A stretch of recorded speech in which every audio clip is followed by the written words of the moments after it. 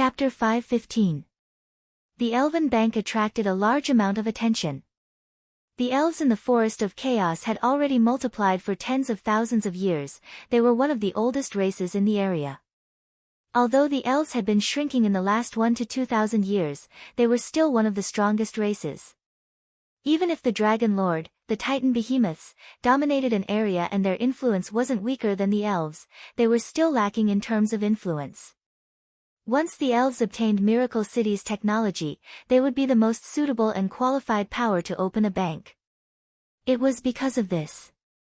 Once the Elven Bank was opened, would there still be a matter of Miracle Bank? The elves had over 10 forest towns and several large forests under their control. Their territory would far surpass Miracle Bank and they would instantly become the #1 bank in the forest. This kind of large cake, how could Miracle City be willing to just give it away like this? Meng Qingguo was not in a rush to give an opinion. She understood Chu Tian's personality very well. Chu Tian's thoughts were always jumping around, but he would never suffer a loss. Chu Tian must have his reasons for doing this, so what was he thinking? Meng Qingguo was slightly startled. She seemed to have guessed Chu Tian's thoughts. Dolores, don't be anxious. This matter might not be a bad thing for us, let's see the situation first. Dolores was also stunned seeing that Meng Qingguo didn't have much of a reaction. This fox person had a business background, but she had grown up in a tribe in the Forest of Chaos for a long time, so her experience and knowledge couldn't compare to Meng Qingguo, who had been in charge of miracle commerce for over a year.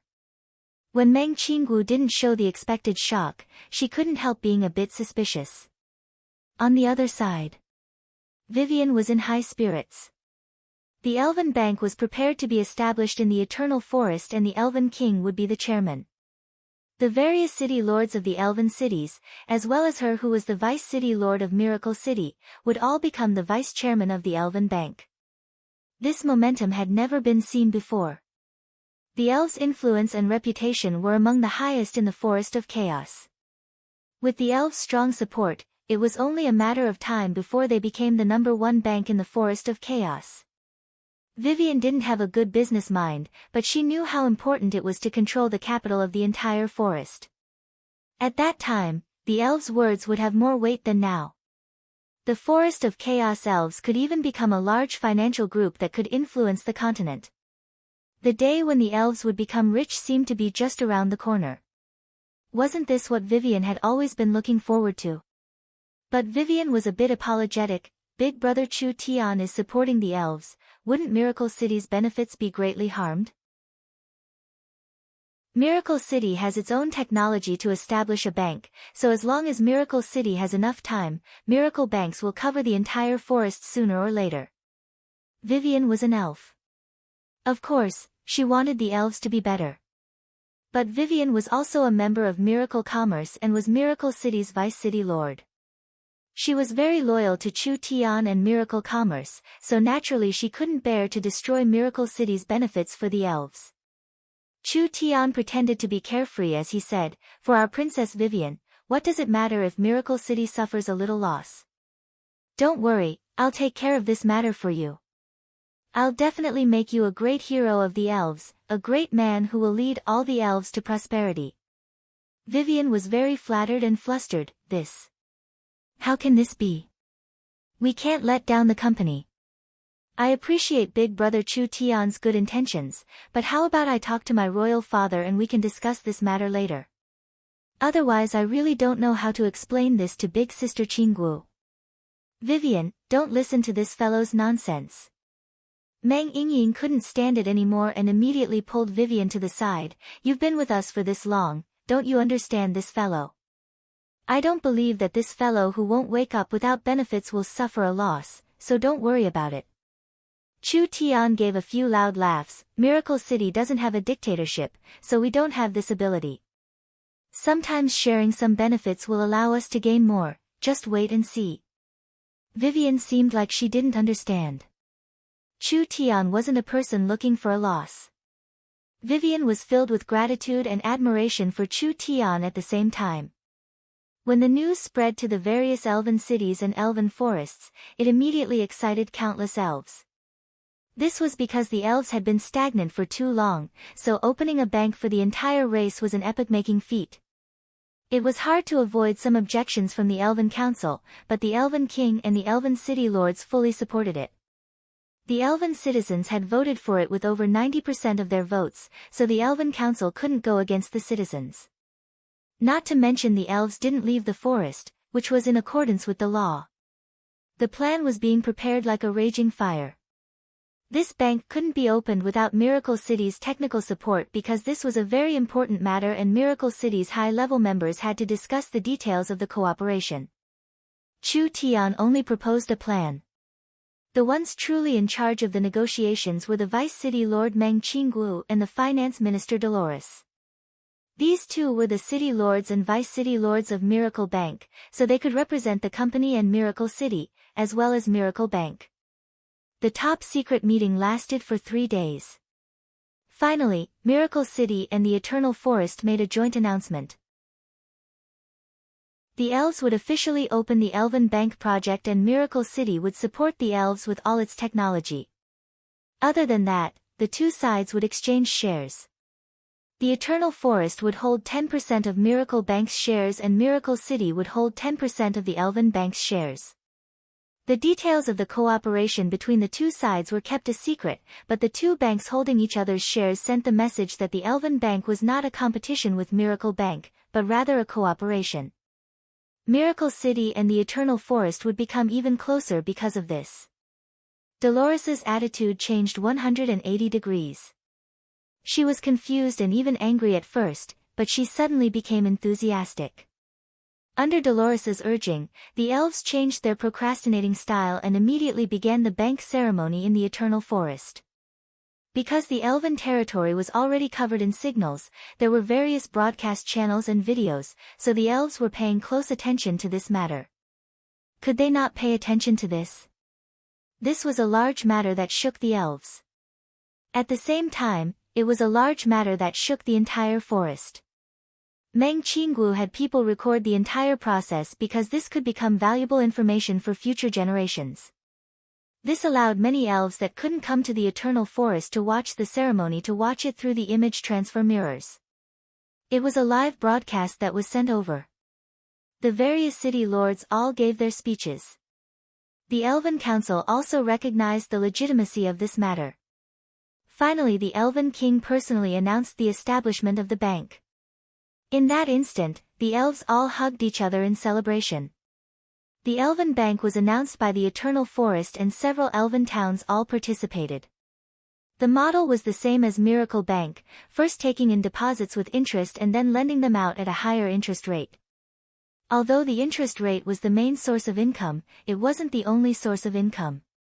Other than that, there were income from services and intermediate businesses, like the fees for withdrawing money from other places, as well as future guarantees, rentals, pawns, mortgages, and other new methods of income that hadn't been discovered yet. After the Elven Bank was established, before the bank was even built, the interest rate was announced. The Elven Bank's interest rate was much lower than Miracle Bank's. The interest rate for current deposits was only 2% a year and the interest rate for monthly deposits was only 3%. Half a year, 1 year, and even higher terms were all less than half of Miracle Bank's. Although it was like this, it was still high enough. Before the Elven Bank was established, the first deposit had already been made. This was directly invested by the Elven officials. The Eternal Forest directly deposited 500,000 source stones and the other elven cities deposited over 100 to 200,000. In other words, the bank had just been established and it had already taken in over 2 million source stones. This was just the deposit from the elven officials. Miracle Commerce had a close cooperation with the elves. After the Elven Bank was established, they could open a bank card and directly spend money on the Miracle Shopping Center and other businesses. This was very convenient for their lives and it was also convenient to take care of their assets. The elves were a very united race. The elves had absolute trust in the Eternal Forest and the Elven King. The Elven Bank was a large change for the elves. Therefore the elves would support it without any hesitation. Not to mention they wouldn't suffer a loss, so why wouldn't they save money? Would the Elven Bank have less deposits at that time? The elves in the Forest of Chaos had over 20 million people. The elves had a guarantee of credibility. The elves had a guarantee of strength. The Elven Bank had several million deposits when it was established, and it would wildly grow in the future. Moreover, with the Eternal Forest and the large elven cities guaranteeing it, the elves wouldn't do anything like swindling people. Would the forest races worry that the elves would cheat them of their assets? The tribes in the forest would definitely come to the Elven Bank to save money. Even if Miracle City was strong, it was still a bit weak. How could it compare to the elves? So as long as the Elven Bank developed smoothly, it could suck away most of the Forest of Chaos source stones. But for a bank to grow healthily, it couldn't just rely on deposits. If the bank had large deposits and couldn't find large amounts of loans, the deposits would become a burden. The income and expenditure wouldn't form a virtuous cycle, and the interest on the deposits would cause the bank to lose money. Then there was a problem. Where could the elves find all these projects? The elves had just started their internal reforms, so how could the elves apply for loans that quickly? Not to mention, with the Elven Bank's absorption speed, the elves alone couldn't use it all. What could they do? They couldn't just let the large amount of reserves keep losing interest in the bank. The Elven Bank's best method was to take the large amount of source stones and transfer them to the Miracle Bank with a certain amount of interest. Not only did this method avoid the Elven Bank's risks, the Miracle Bank's interest rate was higher than the Elven Bank's, so the Elven Bank could earn quite a bit. Miracle Bank's situation was the opposite of the Elven Bank. The elves had enough funds but lacked projects. Miracle Commerce had enough projects but lacked funds. The elves had a large enough reputation and influence, but Miracle Commerce didn't have enough strength and was developing slowly. Now with this method, wouldn't they be able to make up for each other's weaknesses and gain benefits together? When the Miracle Commerce high-level members understood this, they finally understood Chu Tian's goal. After going around for half a day, it was still to pull funds for Miracle City. Chapter 5:16.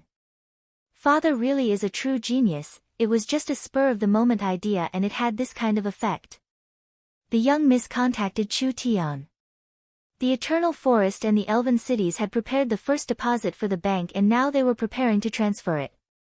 She had Chu Tian go to Moonshine Town to sign the agreement with the Elven King, and had Chu Tian bring the smart brain to the elves. Even Chu Tian never thought this matter would go so smoothly.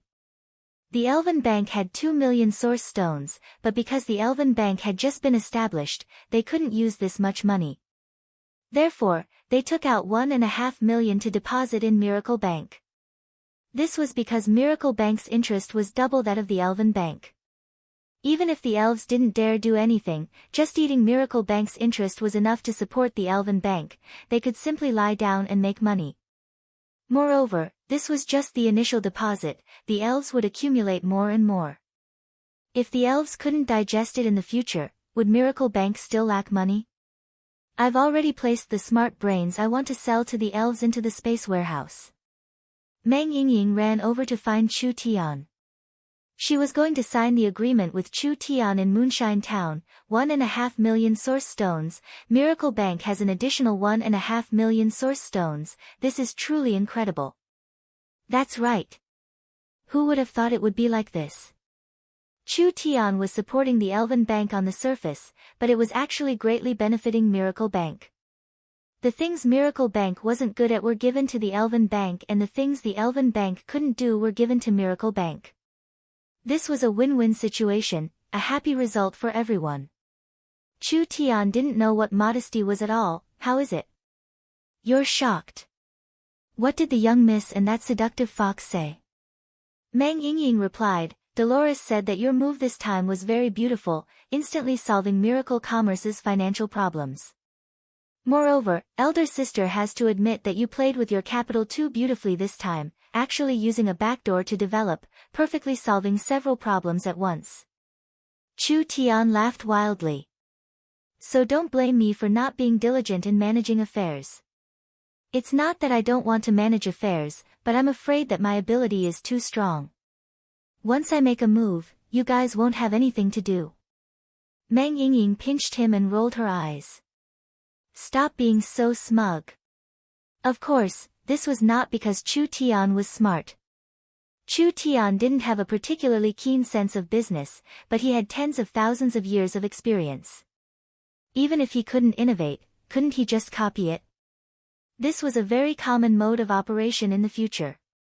The two arrived at Moonshine Town. The elves had been waiting for a long time. In the eyes of the elves, Chu Tian was their savior. The Elven Bank not only gave the idling elves a career to strive for, but it also gave the elves the drive to improve themselves. With the elves' ability, the bank would definitely become better and better. 10 warehouses, 10 sets of smart brains, a friendship price of 300,000, including after-sales and upgrades. Do you have any objections? No problem, I hope we can deepen our cooperation in the future. It was rare that Chu Tian didn't rip people off. Whether it was the warehouses or the smart brains, they weren't for sale and there was only one of them in the world. Even if Chu Tian asked for a sky-high price, the elves couldn't do anything about it. Selling it to the elves for 300,000 source stones this time, it wasn't an exaggeration to say it was a friendship price. Smart brains are an indispensable part of the bank. Chu Tian said to the Elven King and the Elven City Lords, because smart brains have the logical abilities of intelligent beings, as well as strong calculation, thinking, and memory abilities, not only can it guarantee the safety of the space bank, it can also store the information of the bank's users. No matter how complex the data is, there won't be any mistakes. Other than that, it can also serve the bank's users. It can analyze the bank's deposits and expenditures, evaluate the feasibility of loans, calculate profits, reduce bad loans, and control risks. The elves felt dizzy hearing this. But it was enough to understand a little. The elves weren't good at calculating and doing business, but smart brains could make it so the elves didn't have any worries. Very good. Within 3 days, we'll send the source stones to Miracle City. The Elven King was in a very good mood. After all, he had completed a large change for the elves. As for the bank deposit agreement and details, we've already discussed it with Vice City Lord Meng Qinggu. This contract needs your signature. Of course it needed Chu Tian's signature. This was a large deposit certificate in the millions. Chu Tian gave it a simple look. There was a total of 1.5 million source stones, mainly divided into 4 parts. One part was stored for 5 years with the most interest, one part was stored for 3 years, one part was stored for 1 year, and there was a small part that was stored for future use. There was basically no problem. Chu Tian placed his spiritual imprint on the contract. I wish us a happy cooperation. The Elven King carefully put the contract away. The elves will remember this favor. How about you come to the Eternal Forest and we'll properly entertain you? Ha, there's no need for that. Chu Tian gave a yawn. The Elven Bank is about to be established and I think your Majesty the Elven King is busy enough. There's no need to bother you with these small matters. There are still matters in Miracle City, so I'll be leaving first. This is also good. The Elven King said to his daughter beside him, Vivian, send off City Lord Chu Tian. Yes, Royal Father. Vivian brought Chu Tian and Meng Yingying out of Moonshine Town. Her face was red from excitement as she danced around describing what happened over the past few days. The elves are the largest beneficiaries of this cooperation. The Elven Bank will play an important role in the Forest of Chaos in the future and the elves' influence and strength will increase. But the elves don't need this much money at all, so there will be a lot of idle funds that will be transferred to Miracle Bank. We can all earn a large profit from this. Big Brother Chu Tian's idea is too great. The Elven Council didn't stop this. This is a bit surprising to me. The Eternal Forest's Elven Council has some complaints, but they can't change the hearts of the people and the city lords. In the end, they could only helplessly accept it. After all, there were no losers in this cooperation. The Elven Council has been in contact for a while and has enjoyed the convenience of the transport tower and the benefits of the communication technology. Actually, their attitude has already changed quite a bit. The elves could not just use the elven bank to increase the value of their resources, it could also help the elves. Business loans, cultivation loans, and other kinds of loans were all related to the elves' lives, allowing the elves to live better lives. The elves could control the forest of chaos capital through the bank. If even the money was in the elves' hands, wouldn't it all depend on the elves' face? Miracle City seemed like they were giving up control of the forest of chaos capital, but they were actually borrowing the elves' reputation to speed up their development. So what if the elven bank occupied the entire forest of chaos in the future? They had already collected enough funds for miracle commerce and the miracle bank had already spread across the continent, so why did they have to keep their eyes on the forest of chaos? The establishment of the elven bank was a good thing for the large and small powers of the forest. Because there was a reliable and trustworthy power to take care of their property, they could use it in different areas, which was very convenient for doing business. They could also use the elven bank's credit card to make purchases and enjoy a good stable income.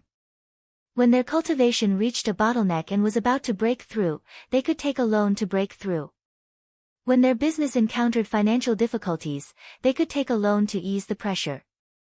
If they had the ability to start a business but didn't have the money or resources, they could apply for a loan. All of these things improved people's lives. The elves, Miracle City, and the forest races, all three sides were happy. The Forest of Chaos was not a lawless land and Miracle City couldn't establish an influence like the Eternal Forest in a short period of time. Rather than wasting time developing the market, it was better to give the market to more suitable people. Now the cooperation had been reached. Miracle City and the Eternal Forest had become inseparable allies. The cooperation between the two sides would become deeper and Miracle City's position in the Forest of Chaos would be consolidated. This was the result that Vivian wanted to see the most.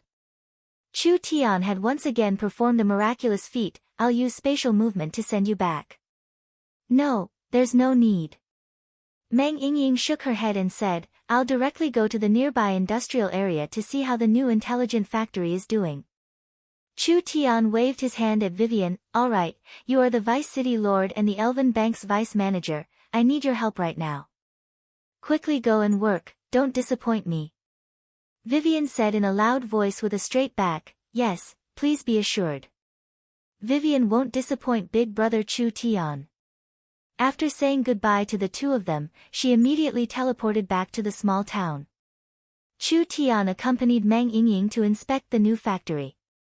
The two of them were in a very good mood on the way. Especially Meng Yingying, she simply didn't dare believe it. They had a special meeting a few days ago.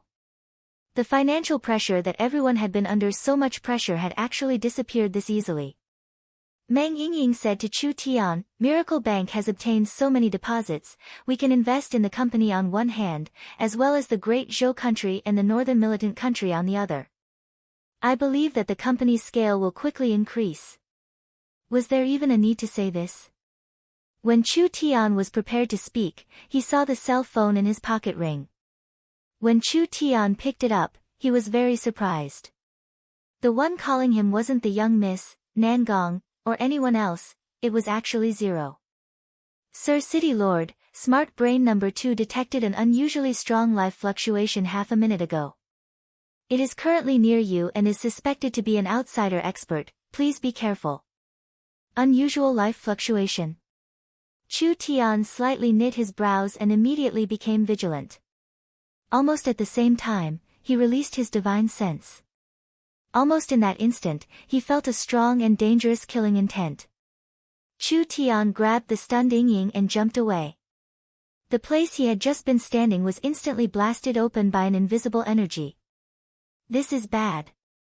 There's an assassin. Meng Yingying's expression fell when she saw this. Miracle City was not the same as before. To be able to sneak in here to assassinate someone, they definitely weren't normal people.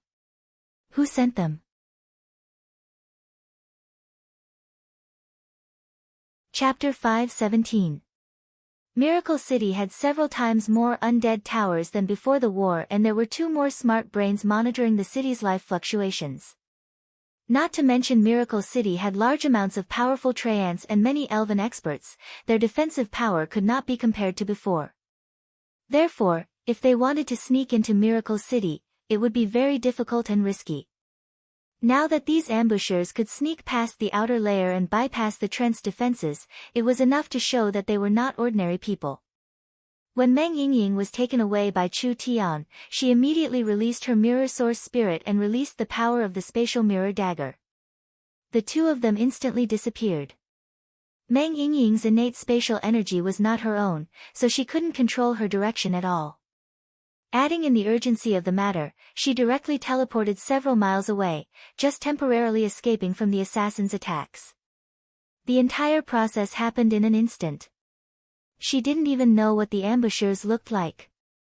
Of course the other side didn't have time to chase. Chu Tian said in a surprised voice, "Your reaction is quite fast. So dangerous. How could there be assassins sneaking into Miracle City?" Meng Yingying quickly said, "I have to have Zero send people to protect elder sister, otherwise it would be too dangerous for these people to sneak into Miracle City." Before she even finished speaking, the spatial energy was in chaos. Several powers arrived and several masked people surrounded the two of them.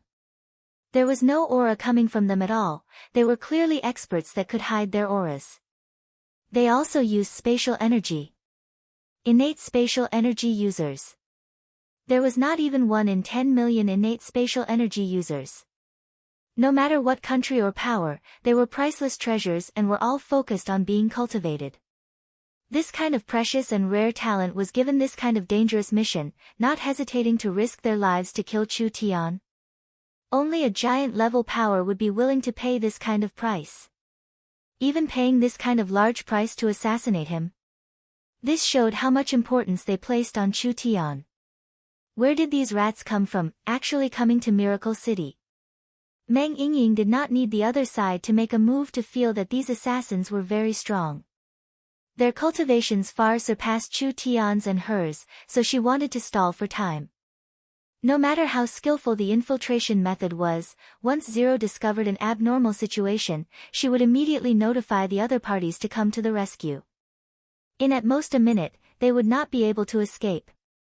But the assassin was much more experienced than Yingying imagined. How could Yingying's little trick them? Before they could say more than 2 words, a masked man in a black robe took the lead to unleash his power. Chu Tian and Meng Yingying simultaneously felt that the space around them seemed to have turned into a lump of solidified paste. There was an invisible and unbreakable chain that instantly sealed the entire space, making them unable to move. He was right. It was him. He was a possessor of spatial innate talent. This was not a normal binding, but rather a spatial blockade. With Chu Tian and Yingying's cultivation and strength, unless they were stronger than the other side and forcefully interfered with space to make the blockade ineffective, it was impossible for them to escape. However, this assassin with innate spatial energy was at least in the 7 to 8 true spirit layer. This was a true spirit transformation expert. The two of them completely lost the ability to move. The other black-robed man released his source spirit and a large amount of black energy rose up, instantly condensing into a black cloud above his head. This black cloud covered the entire area in a short period of time. Darkness attributed source spirit. It was another rare source spirit. It was no wonder they could smoothly sneak in. The darkness could block detection, and with spatial energy, the result would be the same even if Miracle City's warning system was several times stronger. The black cloud could block other people's senses, so even if Miracle City sent reinforcements, they wouldn't be able to find them in a short period of time. They could only rely on themselves now. The problem now was that the experts surrounding Chu Tian and Meng Yingying were all existences with terrifying strength. Spatial source spirits and darkness source spirits, they were all experts in the spirit transformation realm. The other 4 were slightly weaker, but they were all in the peak 6th true spirit layer. This meant that any one of their cultivations far surpassed Chu Tian and Meng Yingying. Kill! The 6 assassins cooperated flawlessly. The spatial expert sealed the area, the dark expert shielded the area, and the 4 assassins attacked. The 6 of them moved at the same time, so even if it was a peak 9th true spirit layer expert, it would be hard for them to escape. In this extremely dangerous moment, Chu Tian suddenly turned golden and the 6 black-robed assassins were invaded by a terrifying divine sense at the same time. This divine sense was the strongest they had ever seen in their lives, and it seemed like the divine sense also contained this kind of power. The 6 of them were covered in a blue and white flame at the same time. Netherworld Ghost Flame. Chu Tian's Netherworld Flame was no longer a normal Netherworld Flame, it had been nurtured by the Spirit King's body for 10,000 years. It had swallowed the Abyss Hell Flame, swallowed the Black Flames of Death, and swallowed the Ice Spirit Sacred Flame from the Ice Hole. The Netherworld Flame was not something normal people could imagine. Even if the 6 of them had dense spirit energy and cultivated protective techniques, they couldn't ignore it. Ah! The 4 slightly weaker black-clothed assassins were first frozen in place by the divine sense energy. Immediately after, their protective origin energy was incinerated, and the flames burrowed into their bodies like maggots in their bones. The 4 of them came to their senses and had no choice but to give up on their attacks. They simultaneously used their movement techniques to retreat, and only then did they barely escape this calamity. Divine sense could also contain physical attacks. This was just too shocking. The dark expert was very fast. Countless black clouds condensed into a current that submerged Chu Tian. Chu Tian could feel that this was a flow of dark energy. It had all the characteristics of a dark energy, corroding, swallowing, and polluting. If they were submerged by this energy, Chu Tian and Meng Yingying would die without a doubt. The spatial expert's reaction was not slow as the spatial energy around him became even stronger. There was a chain covered in spatial runes which was the image of a source spirit. Spatial chain source spirit, no wonder it had such a strong restraining power. In terms of source spirit strength, this person's source spirit was not strong, but because it was a rare spatial energy, it was very precious. Otherwise, if it was Vivian with a spatial source spirit close to a god-level source spirit, there was nothing in this world that couldn't be cut. Chu Tian would have been cut into several pieces by the spatial energy. The spatial expert's power became stronger and the spatial chain began to move like a snake. This power seemed like it wanted to pass through space and nail Chu Tian and Meng Yingying to death. Chu Tian and Meng Yingying were still bound by the spatial energy, not being able to move at all. Meng Yingying's face turned pale, this situation was not good. But at this moment, Chu Tian gave a cold snort and his golden eyes indifferently looked at the assassin. Endless purgatory. The spatial expert was shocked to find that everything around him had disappeared. When he came back to his senses, he was in a scorching desert, and most of his body was buried in the boiling yellow sand, unable to move. This was because a large number of ants had appeared in the surrounding sand dunes, and each ant was the size of a fingernail. Illusion technique. Spiritual illusion technique. The spatial expert knew that he was in an illusion, but he had no way to get rid of it.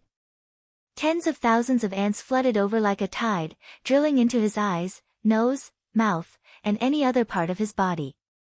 Some of them couldn't find any holes, so they bit into his flesh and tried to drill in.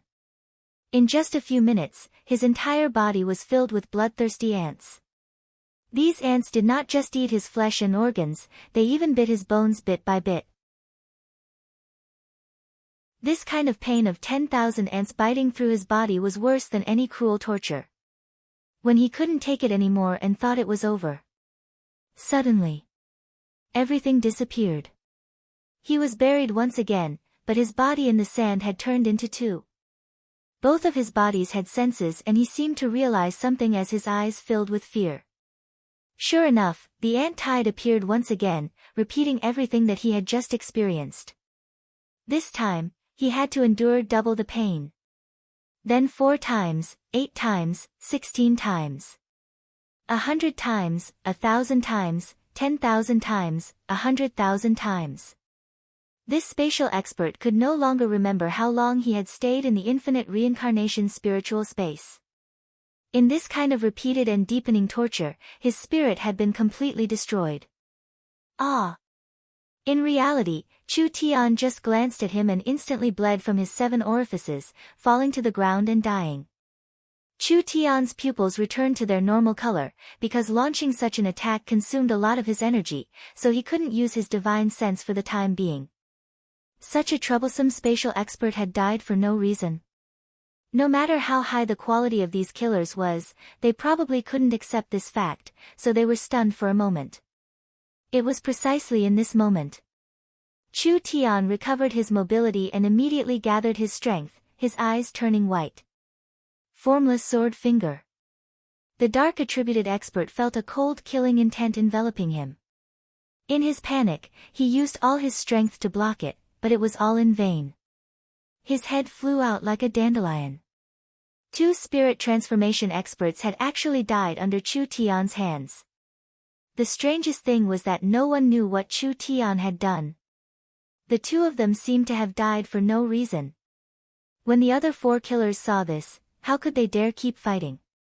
They had seriously underestimated Chu Tian's strength, so they immediately used their concealing techniques to escape.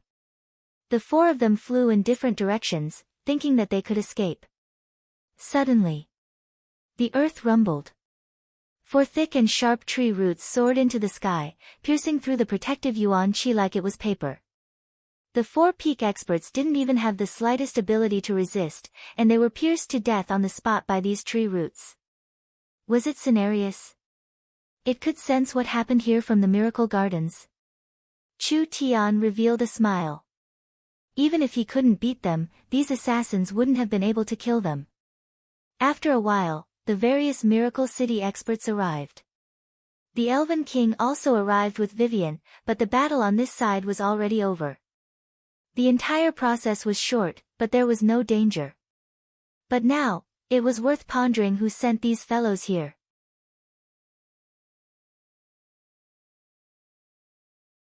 Chapter 518. If the news of the Miracle City's city lord being assassinated in the city was spread out, it would be very bad. Chu Tian didn't want to destroy Miracle City's peace, so he chose to block this news. Since no one saw it, right? Chu Tian wasn't injured at all, so he would treat it as if it never happened. This matter gave Chu Tian an alarm. There were some fellows who didn't give up on Miracle City. It was hard to guard against a hidden arrow. He wasn't afraid of a thief stealing, but he was afraid of a thief remembering. If it happened once, there would be a second time. The Eternal Forest's Vice Speaker Ulysses was sent to Miracle City by the Elven King to investigate this matter for Chu Tian's group. Meng Qinggu asked, "Can you find out who did it?" "It's difficult." Ulysses shook his head and said, "We've checked the corpses, but we didn't find any clues to their identity." How could they feel at ease with this answer? Chu Tian and Meng Yingying were almost killed and this was in their territory. The ambushers were this strong, even having a rare spirit transformation expert. If it wasn't for Chu Tian's cultivation increasing and his new cultivation technique, who knew if something would have happened? Meng Qinggu asked in an unwilling voice, "To be able to send out this kind of lineup of assassins, I think it's most likely a few large powers. Which side do you think is more suspicious?" "There are spirit beasts and dark elves among the ambushers this time," Ulysses said with knit brows. "If we speculate from the races, the spirit beasts are leaning towards the Savage Highlands, but I've never heard of dark elves in the Savage Highlands. Only the Dragon's Ridge has this race." This guess had no basis and there was no meaning even if it was right. Although there is no direct evidence, it's most likely done by them. Chu Tian stood up and said, "Not taking revenge is not my style. Miracle City could barely protect themselves. Could they fight against these giant powers? They were existences on the same level as the Eternal Forest." Everyone looked at him. This fellow wouldn't be doing something shocking again, right? Chu Tian announced, "This incident is a wake-up call. On the one hand, we have to strengthen our defenses and build a barrier around the city in the shortest time possible. On the other hand, every high-ranking person must bring enough guards and return scrolls with them to prevent any accidents. On the other hand, we can't swallow this insult. We have to use our actions to tell the forest that Miracle City isn't a soft persimmon that anyone can pinch. It's natural for us to strengthen our defenses. How are you going to deal with them? These fellows aren't people we can easily provoke, and if we don't handle them properly, it will cause a large battle. Miracle City can't handle another battle. City Lord Chu Tian, please don't act on impulse. Ulysses broke out in cold sweat. The elves were cooperating with Miracle City, and if Chu Tian caused any trouble, the Eternal Forest would also be out of luck. I'll say this first, the elves won't be involved in the battle. Look at you, you coward. Chu Tian revealed a look of disdain. Forget it, I never expected the elves to help me in the first place. Chu Tian said with a smile, why are you so nervous? It's not like I don't have a brain. Please be assured, I know what I'm doing, there's no need for you to worry about this matter. Although the news of the city lord being attacked was sealed, there were still some rumors circulating. This was because 2 days after Chu Tian was attacked, Miracle City began a large-scale construction. They created more restrictions and fortifications for Miracle City, with the most typical example being the Undead Towers. The density of the Undead Towers in the Miracle Mountain Range increased by around 4 times, and there were over 100 of them. Even if each Undead Tower could only control 10,000 undead, these Undead Towers were enough to control an undead army of 1 million. As for the choice of the undead, of course they were leaning towards the skeletons. Although there were giant monsters like the Abominations, fierce characters like the Death Knights, or flying soldiers like the Gargoyles, they all had battle strength that surpassed the skeletons by who knows how many times. But the production and maintenance costs of these soldiers were too high, and it was easy for them to pollute the environment. The skeleton soldiers were relatively weak, but after they were processed, they wouldn't bring plagues and wouldn't pollute the environment. It was because they were weak that they could control more. Not only would the skeleton soldiers become Miracle City's guards, they could also be used in large amounts in the mines and factories, giving Miracle City over 1 million workers that wouldn't tire out. Miracle City sent several thousand people to excavate the Death Ruins. The surface of the Death Ruins and its surroundings were covered in a large amount of remains. These remains had been soaked in death energy for tens of thousands of years, so there was a very strong energy contained within. As long as they were awakened as undead, their battle strength wouldn't be weak. Large amounts of remains filled the containers. Miracle City's transport airships hung the containers and sent them back in batches. Miracle Commerce sent several hundred gnome alchemists. According to the recipe and materials provided by Chu Tian, they made a large amount of corpse refining medicine to soak in these bones. This kind of medicine could fix the death energy in the bones. Not only would the bones become stronger, the energy wouldn't leak out and contaminate the environment. After these remains were processed, they were sent to a special place to be awakened. Several hundred Black Moon sect cultivators with innate death energy were sent over, using a secret technique to activate their soul flames and awaken the undead. One by one, the skeleton soldiers stood up. These skeletons were different from normal skeletons. Although they were still cold and terrifying, there was no energy leaking out. Their bones were pure white, looking like they were carved from white jade. Miracle City ordered large amounts of full-body armor, sharp spears, and long blades from the Great Summer Country to arm them. In the end, there were several thousand skeletons wearing hard armor and holding weapons in their hands. They were neatly lined up as they headed to their designated area. If they didn't take off their helmets, they would think they were normal soldiers. Miracle Commerce had enough resources, so they quickly produced the skeleton soldiers. In just a few short days, there were already several tens of thousands of them. At this time, Miracle City began to shake. A layer of gray energy rose from all directions of the Miracle Mountain Range, finally gathering in the center of Miracle City. Finally it turned into a giant energy barrier that covered all of Miracle City. The Miracle City citizens were stunned as they began to loudly shout, "Long live, long live!" Miracle City also has a city-protecting barrier. This energy barrier was supported by the Earth Vein and the energy from the Death Ruins. It was a super-large barrier that could cover the entire mountain range. The defensive strength of this barrier wasn't bad. The most important thing was that as long as there was a barrier, any sneak attack would be much harder. Miracle City could use a smart brain to check the situation of the barrier. If any corner was attacked, it was impossible for Miracle City to not know. How hard was it to create a city-protecting barrier? A forest city needed several decades to build and over 100 years to strengthen it. What about Chu Tian? He just connected the earth vein and released the energy from the death ruins, finally forming a large barrier around Miracle City. Don't look down on this barrier, it was like a protective umbrella. It was enough to let the Miracle City citizens feel more at ease inside. It was very important to stabilize the citizens and increase the security of the city. Yin's spirit was a bit tired as she walked in front of Chu Tian. The first batch of 100,000 skeletons will be finished in another week.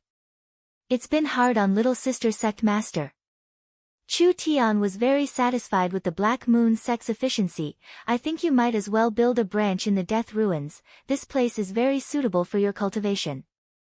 Yin's spirit's eyes lit up. This was a very good thing. The energy in the death ruins was very strong. Not only was it suitable for cultivation, it could also be used to refine corpses. This was a very ideal place for the Black Moon sect. Because the death ruins were close to Miracle City, it was very convenient for the Black Moon sect, saving them the cost of teleporting back and forth. Yin's spirit gave a soft snort. You're this kind. Most likely you want us to stay and use us to develop the death ruins for Miracle City.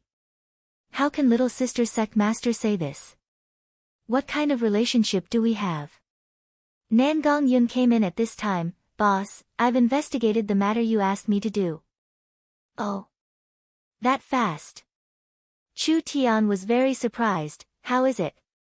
Nangong Yun raised her brows and said in a very impolite voice, do you still need to ask? I've already investigated.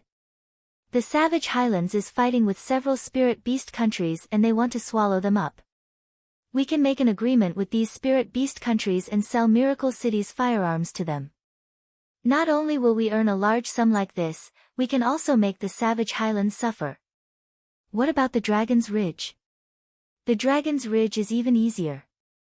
The Dragon Lord is very greedy. He has the most cities in the Forest of Chaos, but he doesn't have his own people. They are all controlled by other races and lack cohesion, so it's hard to avoid rebellions. Recently there have been 4-5 cities rebelling against the Dragon's Ridge. We can also sell them weapons to support them in fighting Deathwing. These people dare to challenge Deathwing, so they have a certain amount of skill. If they can obtain the support of Miracle Commerce's firearms, they will be able to last for a long time and Deathwing won't have time to deal with us. We'll do it like this. Chu Tian said to Nangong Yun, Nangong, Miracle Commerce's firearms business will be given to you. You will be the largest firearms dealer in the Forest of Chaos in the future. Remember, firearms are a good card. Not only will it bring unimaginable benefits to Miracle Commerce, it will also weaken the enemy's territory. Nangong Yun was very happy. Letting her take charge of such an important matter meant that Chu Tian valued her very much. Boss, just leave it to me. After Meng Qinggu understood Chu Tian's arrangements, she naturally understood Chu Tian's thoughts. Miracle Commerce's source energy weapons had been developed for a long time and now the weapons' power, production were ready for commercialization. This was a very profitable business and it was time to start selling them. Chu Tian sold the source energy weapons to the enemy's enemy. This was a very smart method. He didn't directly fight them, but it was better than directly fighting them. Burst Claw and Deathwing were so depressed that they spat out blood.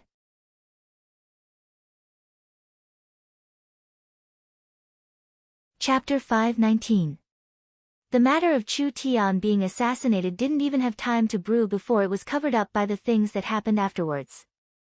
Miracle City's city-protecting barrier was built and the 100,000 skeleton army was formed. The city's defenses were greatly increased and the firearms business was smoothly developed. The continent's #1 firearms merchant, Nangong Yun, had won his first battle. The two buyers showed a strong interest in the source energy weapons. Therefore, after some negotiations, the two customers ordered large amounts of storm rifles, destruction machine guns, source energy cannons, and the new source energy weapons. These two orders added up to 500,000 source stones. In fact, the total cost of these weapons didn't even add up to 50,000 source stones.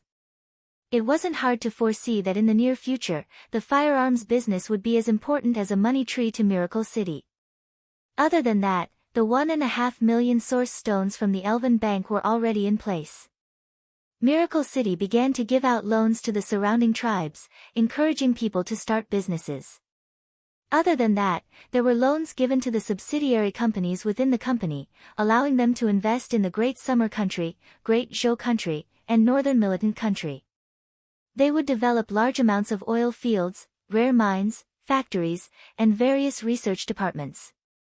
Miracle Commerce's financial problems had already been solved. This money didn't even need half a year to be invested, and they would be able to earn back several times their investment. Chu Tian, the Elven Bank's physical business hall has been opened and the Elven Bank's functions have been completed. The Elven King has invited you and elder sister to the Eternal Forest to participate in the official opening ceremony. Chu Tian, who was cultivating in the Miracle Gardens, received a call from Yingying. The elves were quite efficient and the physical business hall was completed. However, this was a good thing, it would prevent more problems. The elves had already established elven banks in their active areas, and the other facilities and technologies of Miracle Commerce were already in place. It seemed like the elves would be the first race in the forest to enjoy the benefits of Miracle City's technology. They had to give the Elven King face when he invited them. Chu Tian brought his followers Meng Yingying and Vivian, finding the young Miss, Dolores, and the others. They came to the Eternal Forest through the transport tower. Everyone look, this is the Elven Bank. After Vivian came to the Eternal Forest, she impatiently brought everyone in front of a building. She pointed at the building behind her like it was a treasure and said in high spirits, "Take a look." The Elven Bank stood in the center of the Eternal Forest. Just like the Elven race's style of being close to nature, the Elven Bank was still mainly made of tree houses. The surface was covered with delicate vines, and it was as tall as a 5-story building. The overall shape was hexagonal, but it had a diameter of more than 100 meters. At first glance, it looked like a giant tree stump, and it was covered with lush branches and leaves. However, this was indeed a building, because upon closer inspection, one could see the windows, as well as the exquisite patterns carved on the tree trunk. The symbol of the Elven Bank was a flourishing ancient tree of life. It looked simple, but it was actually elegant. The design of the space inside was very reasonable. The location of the treasury and the smart brain were very hidden, and there were many secret rooms that could store things. The outside could be set up with barriers, and the inside could be set up with restrictions. In short, there were many functions, and it gave people a safe and stable feeling. Meng Yingying couldn't help but praise, the elven architecture is so strange. Treehouses were everywhere in the elves' territory. These were the most common houses of the elves. Ordinary elves like small and exquisite houses. Their houses were purely made from a kind of synthetic plant. Only the Elven King's castle had to be large enough to use all kinds of stone. There's nothing wrong with being special. Vivian said, this is because our Elven Bank isn't just opening in the elves' territory, we are planning to open it in other forest cities. This kind of treehouse is not only safe, it will also attract attention. It is a symbol of the elves. There was no time to look carefully. Vivian released her spatial energy. They were sent to the Eternal Forest's Elven Royal Palace. The Elven Bank was about to open and the elves in the Eternal Forest arrived one after another. The high-level elves were all standing in the corridor on the cliff, looking at the entire Eternal Forest. There are this many people. Meng Yingying looked down from high above. The people in the Eternal Forest were moving, perhaps everyone had gathered here. Citizens of the Eternal Forest, this is a special day. The elven king Lancelot was wearing an exquisite elven royal robe and holding the forest scepter in his hand. After a period of hard work, we have established elven banks in the important areas of the elves, making every elf pay close attention to us. Today, the image transfer mirrors will send this scene to every corner of the elves, allowing every elf to witness this moment. First, we ask Miracle City's esteemed guests to say a few words. The first to speak was Dolores. Of course, Dolores' status couldn't compare to Chu Tian and Meng Qinggu, but as Miracle City's finance minister and Miracle Bank's vice president, she was the most important person in charge of the bank. In the future, the cooperation with the elves would be carried out by her, so letting Dolores speak wasn't strange at all. I am very honored to speak on behalf of Miracle Bank. The elves have a strong influence and reputation, as well as a reputation that everyone on the continent praises. There is no race more suitable than the elves to establish a bank, and Miracle Bank will be the Elven Bank's most important partner in the present and future. We will work together to explore the new economic field and contribute to the prosperity of the continent. Next, I will announce the details of the cooperation between the Elven Bank and Miracle Bank. Dolores was speaking on behalf of Miracle Bank, so the contents of her speech were mostly on the level of the two banks. These contents were things the elves had never heard of before, so it was very novel to them. When Dolores finished speaking, the elves broke out in a wave of applause. It was Meng Qinggu's turn. Dolores represented Miracle Bank and Meng Qinggu represented Miracle City. Meng Qinggu first said a large amount of pleasantries and flattering words, making the elves feel as if they were floating. Then she threw out the real deal. Today is an auspicious day and I want to announce a piece of good news. Actually, the cooperation with the Eternal Forest has been established before the Elven Bank was established. When the Elven Bank is established, Miracle City's logistics, transport, and information network in the Elven region will be fully covered. The elves all stood up and applauded. This news was just too great. Each elf's brothers and sisters would be able to enjoy a more beautiful and convenient life. Miracle City and the Eternal Forest's cooperation will become deeper and deeper. Not only will we provide technical support for the Elven Bank, we will also connect the Elven Bank to all of Miracle City's services. Whether it is the shopping center, the theater, the trial field, the radio station, the communication station, or even eating, shopping, or even the transport tower, as long as you have an Elven Bank card, you can make any purchases. In the future, Miracle City will invest large amounts of resources to create a large identity database, giving each elf an identity card, making life in the forest more orderly and enriching. Miracle City will become a platform connecting the entire forest. In the Eternal Forest and the various elven cities, each elf's hands were swollen from clapping. Meng Qinggu's words filled the elves with yearning and longing for their future lives. Finally, it was Chu Tian's turn to appear. Chu Tian came to the corridor and looked down. The millions of elves in the Eternal Forest were all looking at him with burning gazes. He revealed a faint smile and cleared his throat to say, "Our beautiful Minister Dolores and City Lord Meng Qinggu have said everything that needs to be said, so I'll talk about something else." The elves instantly calmed down. Everyone stared at him without blinking. This is the best of times, this is the worst of times. Chu Tian's voice spread across the entire Eternal Forest through the speakers. The current world is in chaos and there are naturally endless threats. There are endless wars and killings, so people are still facing many challenges. But the continent is rich in resources, technology, and civilization have just begun. Chaos and order have not been decided yet. Every race and every person has endless possibilities.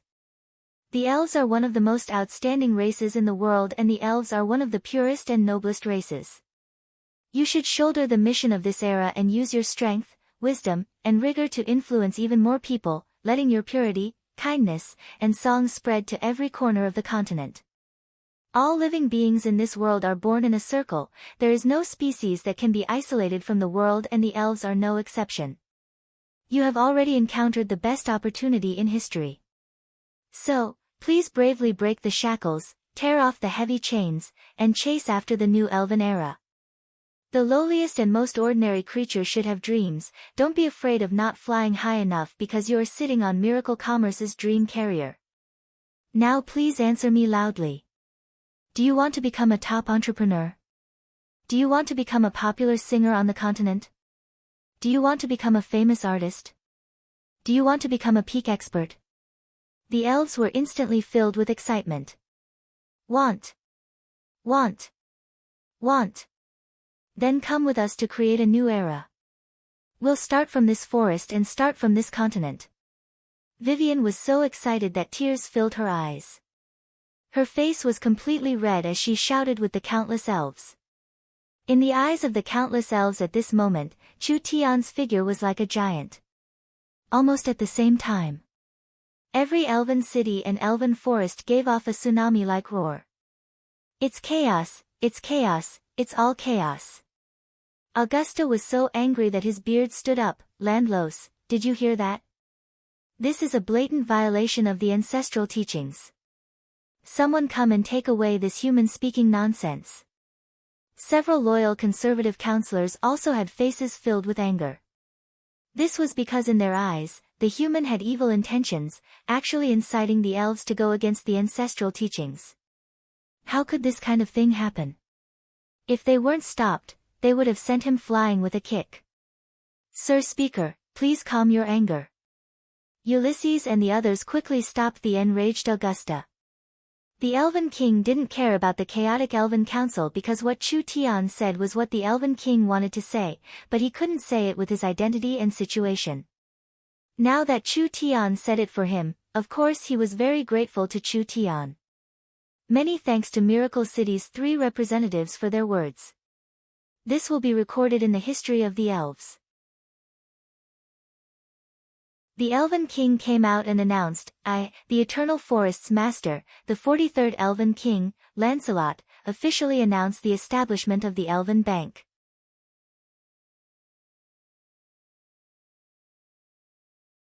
Chapter 520. The Eternal Forest's speech was sent to every corner of the Forest of Chaos by the magnetic image towers and magnetic sound towers. The Elven Bank's operation became explosive news in the Forest of Chaos. The elves were ignorant of worldly affairs and had been isolated for many years. Were they prepared to come out now? The various powers began to speculate. The elves were a giant in the forest and were the #1 race in the forest. In terms of cohesiveness, no other power could compare, and any action the elves made could change the situation in the Forest of Chaos. Thousands of elves submitted applications to open accounts and the entire race was like a flood of revolution. Actually, the elves were not inflexible, they had suffered unspeakable hardships from following the ancestral teachings for thousands of years. They could only watch as more and more resources were stolen, more and more territory was eaten away, and more brothers and sisters were taken away by human traffickers. What did the ancestral teachings bring them? They were only becoming weaker and weaker and their influence was shrinking. The Elven Council was high above, not caring about the people at all. The old men were immersed in the glory of the elves and the peace in front of them, they did not think of any reforms at all. If the ancestral teachings were not suitable for the elves, why would they still adhere to them? The elven laws were written by the ancestors, so if the seniors had the qualifications to write them, why couldn't the descendants change them? Since they were not suitable, wouldn't they be shackles binding the elves? The elves should stand up and do something. Chu Tian quickly returned to Miracle City after giving his speech to avoid being chased by those old elves. He had been paying close attention to the Elven Bank situation in the city. This was because the Elven Bank was not just a large matter for the elves, it was also a large matter for Miracle City. Chu Tian was most worried about the internal resistance of the elves, which was also the reason why he stirred up the elves. As long as he broke through the internal resistance of the elves and let the bank run smoothly, the other problems would naturally be solved. Big Brother Chu Tian, Big Brother Chu Tian. Vivian rushed back to Miracle City to report the good news, bringing everyone the battle report they needed the most. I've received the data. The Elven Bank has opened the first deposit limit and it's been filled by half in just 2 days. This news shook everyone's spirits. Meng Yingying couldn't help asking, upper limit? What upper limit? What's the upper limit?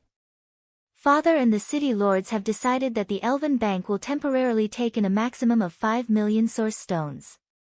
Currently, ordinary elves have no way of depositing, so it is mainly targeted at the middle and high-level elves.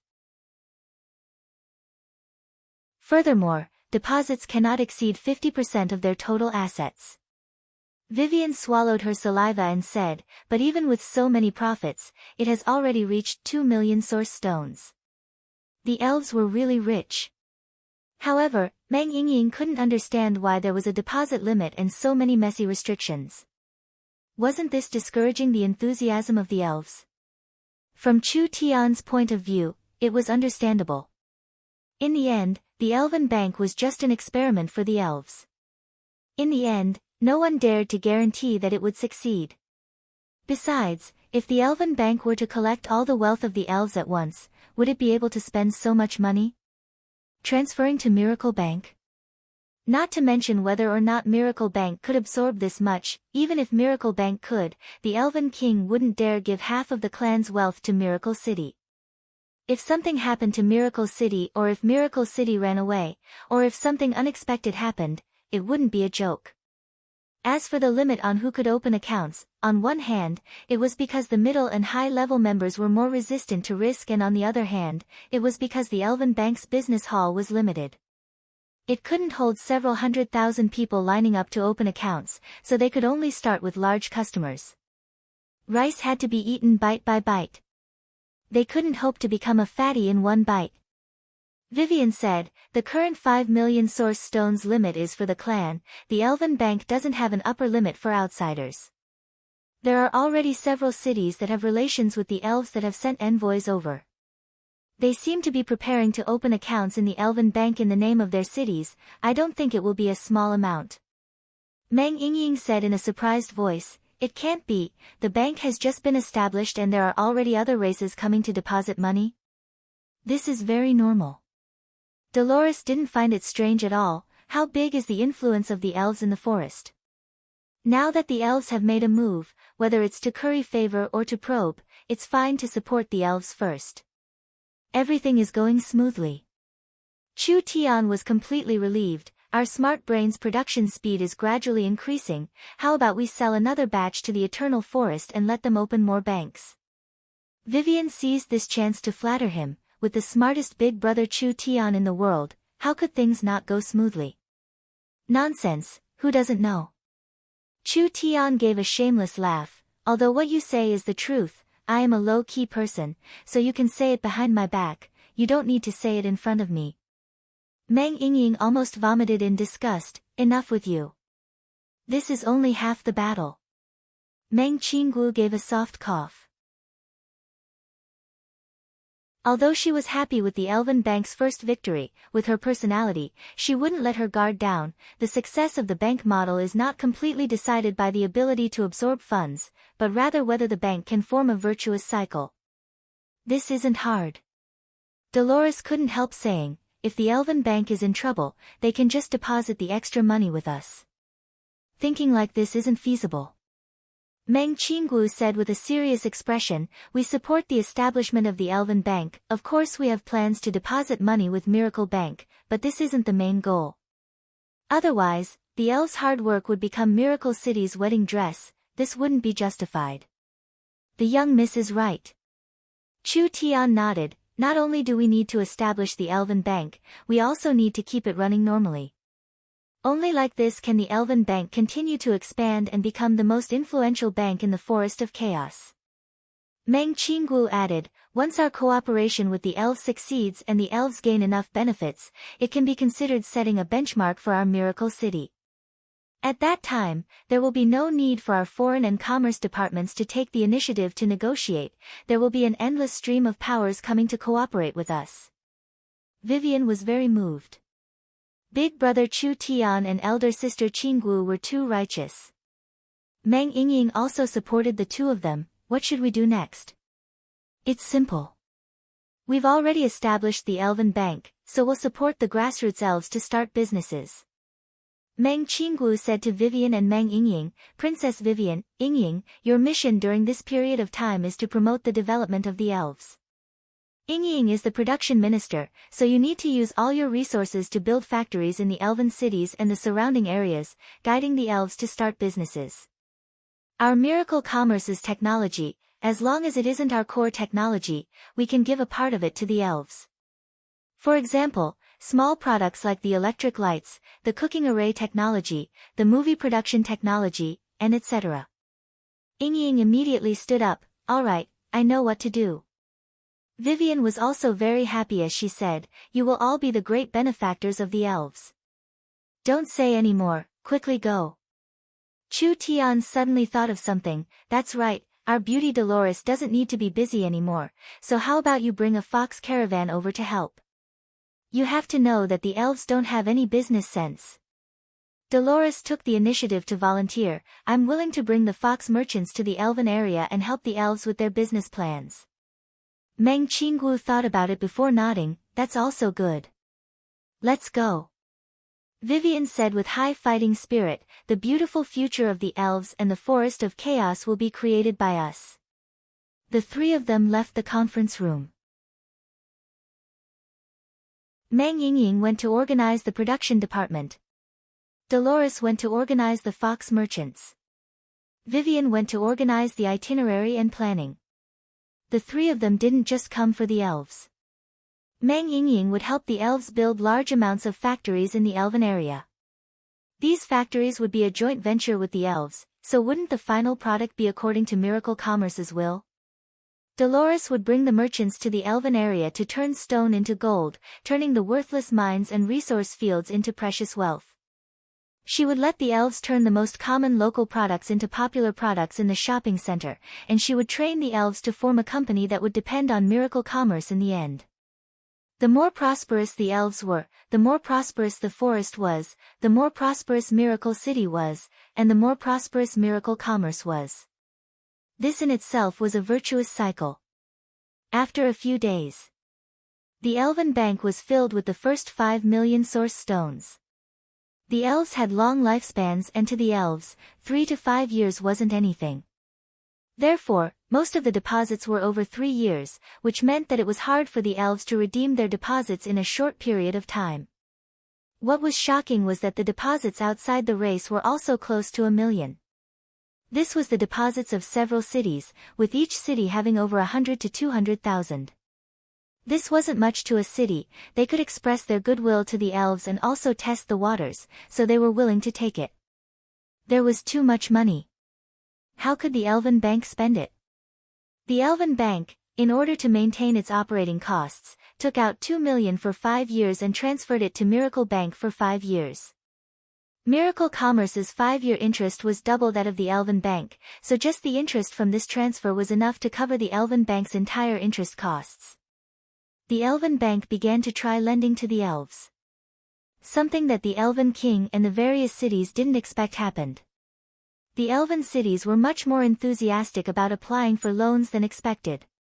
Some were preparing to open a potion shop, some were preparing to open a talisman shop, some were preparing to sell herbs, some were preparing to sell leather, some were preparing to open a factory, some were preparing to open a mine, and there were even more arts and entertainment businesses. For example, the Elven Source Energy Restaurant, the Elven Film Studio, the Elven Trial Field. The amount was unimaginable. Could the elves not trust their own people? The elves were rich in resources and had many things to do. As long as they were willing to take risks and had a bit of brains, they wouldn't suffer a loss. The Elven Bank was very lenient to their own people, not even asking for a mortgage. As long as they had a project and a reasonable loan, they would all accept the loan. In the end, they released 200 loans in just a few days, reaching a total of over 1 million source stones. The Elven King was so excited that he almost couldn't sleep. This was not a sum of source stones, but rather a seed. He could feel that his goal of reform was getting closer and closer. The elves were filled with enthusiasm, so how could the Elven King and the various city lords not support them? They immediately opened the Elven Bank's deposit system and increased it by 5 million. The Elven King didn't care about the gains and losses. Even if they lost everything, it was worth it as long as the elves were changed into a pool of stagnant water. This was something money couldn't buy. Not to mention, with Miracle Commerce's supervision and Smart Brain's risk control, the possibility of the elves losing money was very small. The elves would be the biggest beneficiary of this reform.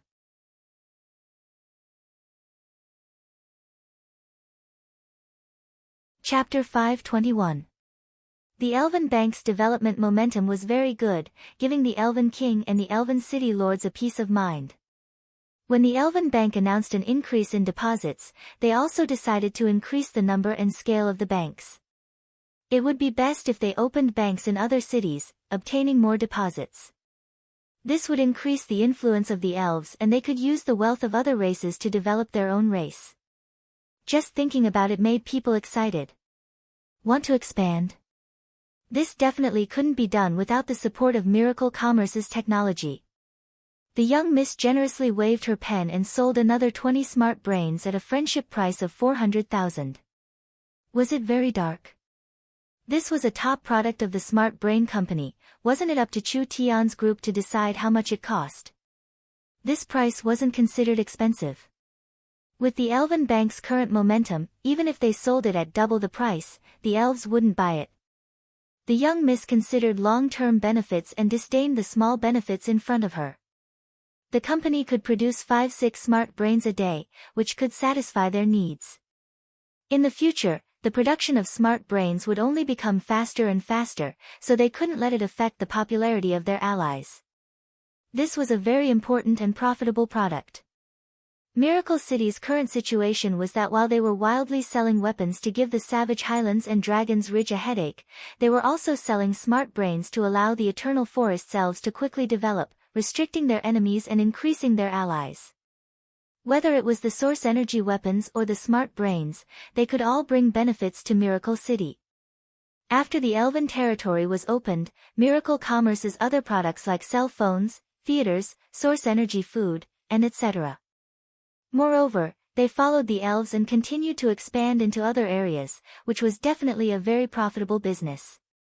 Not to mention the fact that the Elven Bank was developing so quickly, large amounts of money were being transferred to Miracle Commerce. A portion of this money would be used to create new factories and resource fields, creating stronger production and resource channels. A portion would be loaned to their companies, quickly catalyzing new products and technologies. The rest would be invested in the Great Zhou country and the other 3 kingdoms to open up new markets. The company formed a virtuous cycle. Its influence spread to more forest cities and to more kingdoms. However, the faster they developed, the more they couldn't be careless. Miracle Commerce was becoming stronger and stronger. Not only were the Forest of Chaos powers sitting on pins and needles, they were most afraid of attracting the attention of the top powers on the continent, like large empires. That was not something Chu Tian could resist. The company had to become stronger. Miracle Commerce and Chu Tian did not have much time. Miracle City's people were all working hard. Nangong Yun had turned into an arms dealer to sell weapons, Feng Kaidai and Yunya were opening up the market, Meng Yingying, Vivian, and Dolores were in the Elven region, Qin Bingyu and the others were developing in the Great Zhou country, Dongfang Haoren was busy training troops for Miracle City, and there was no need to mention the young Miss Meng Qinggu. Since no one was around, and the Missy had no time to care about him, Chu Tian suddenly felt bored, so he took the elevator to the underground base to see how the work was going. The gnomes' underground research base had changed greatly. This was because the gnomes did not need to manage the city and everyone could come here to do research. There were also large amounts of scholars from the Yun sect, bringing large amounts of Miracle Commerce's technology, so it was much more lively than before. City Lord 0, the city administrator, had automatically notified Clark. When he received the news, he immediately came out to greet him. Why are you here?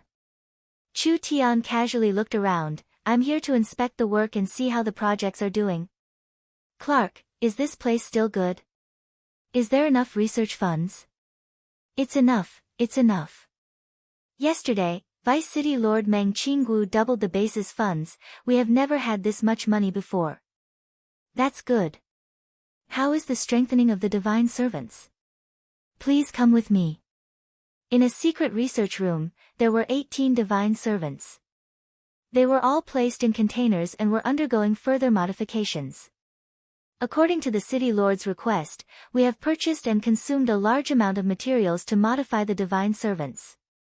These divine servants have already been infused with a very strong energy. I estimate that after this modification, these divine servants' strength will reach the rank 6 True Spirit. The 6th True Spirit layer was already considered an expert in the Forest of Chaos. There had never been a puppet that was this strong before, not to mention that the divine servants themselves were not simple. If this modification was successful, with the 18 divine servants by Chu Tian's side, their strength would increase by a large amount. This doesn't matter.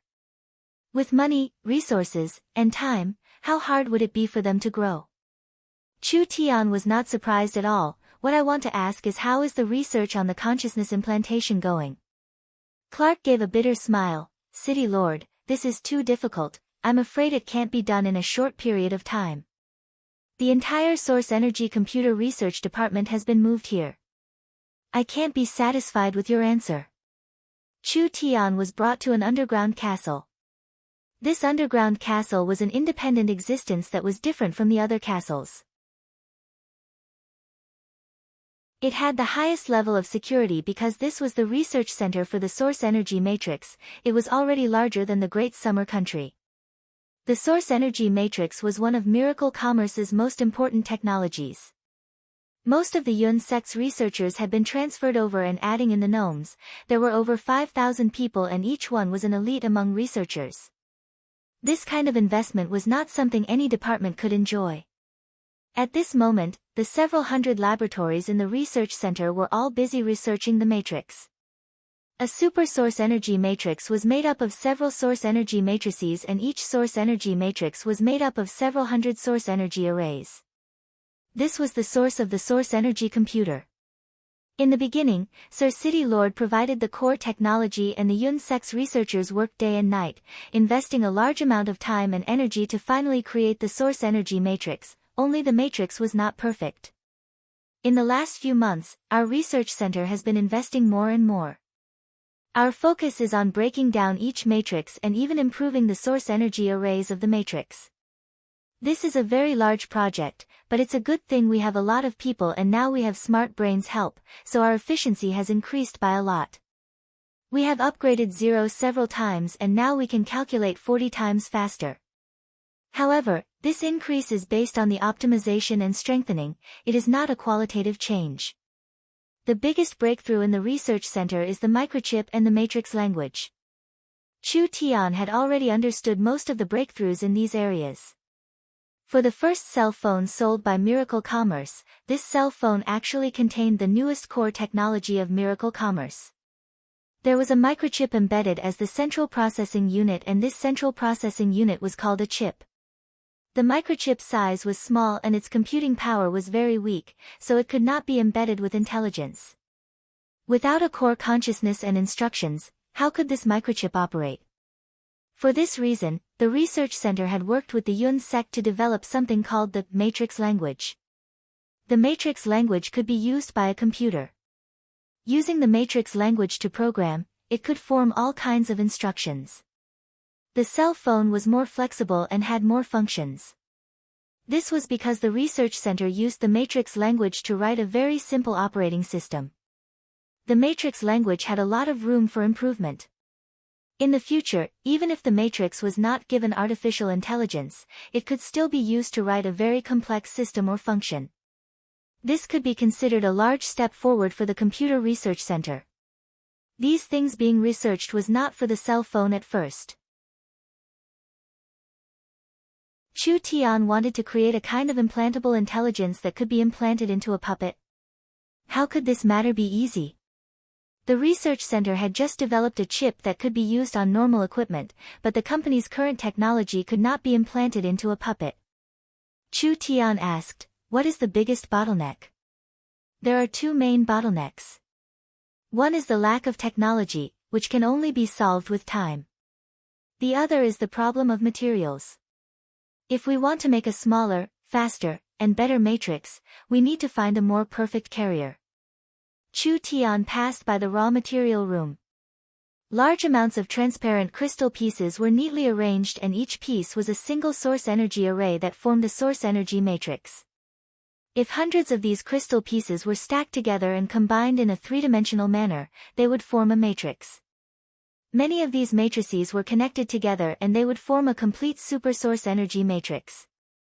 Very complex, very complex. Different materials had different capacities for the source energy array. If they could find a more perfect material, perhaps they could shrink it by 10 times.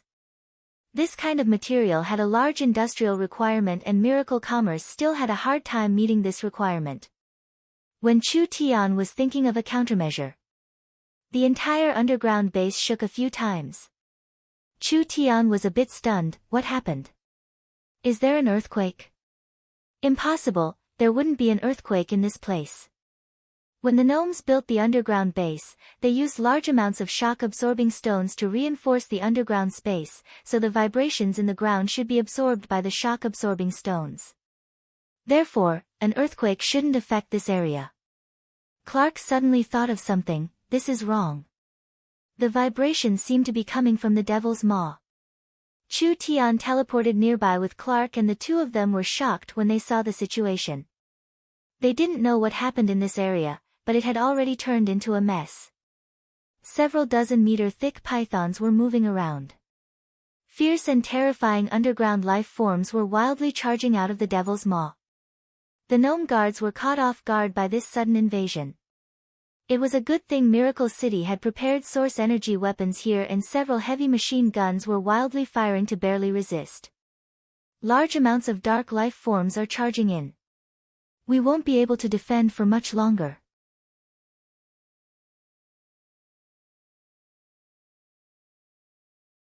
Chapter 522. The underground and surface creatures mostly minded their own business. What was wrong with these fellows? They were all wildly charging over like they had taken aphrodisiacs. But it wasn't important why the monsters came. The dark creatures were very dangerous and their numbers were unknown. This exit was connected to Miracle City's research base, so once large amounts of dark creatures charged into the research base, it would bring immeasurable damage to Miracle City. Stop them!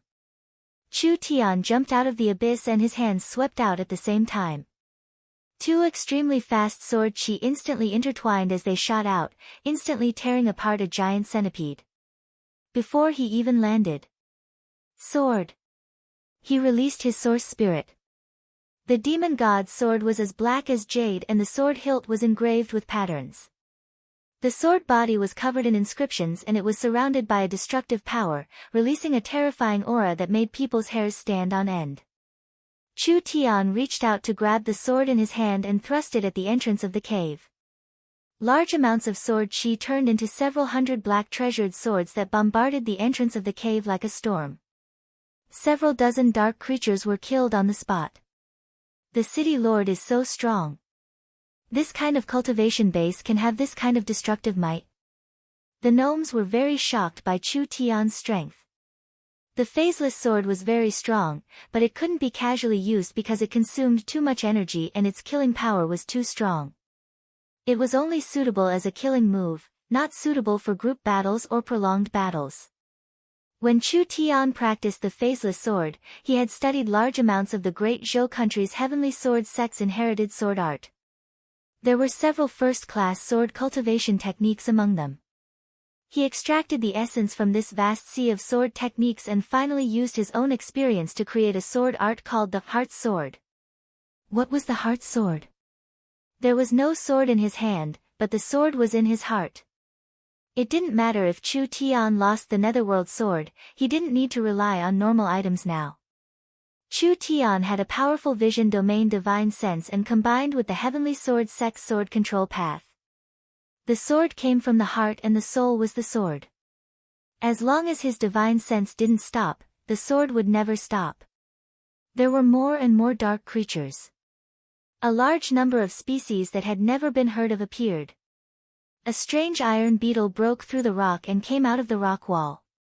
Even though it was hit by the storm of origin energy bullets, it was not afraid at all. It continued to charge forward after destroying the bodies of 4 or 5 half-elf warriors. Chu Tian swung his sword at him. The iron-armored bug was split into two. The sword chi of destruction shot out dozens of meters and cut down a scorpion monster. Chu Tian held the sword in his right hand, and a fireball appeared in his left hand. He threw it at the group of moths, and the fireball exploded and turned into a sea of fire.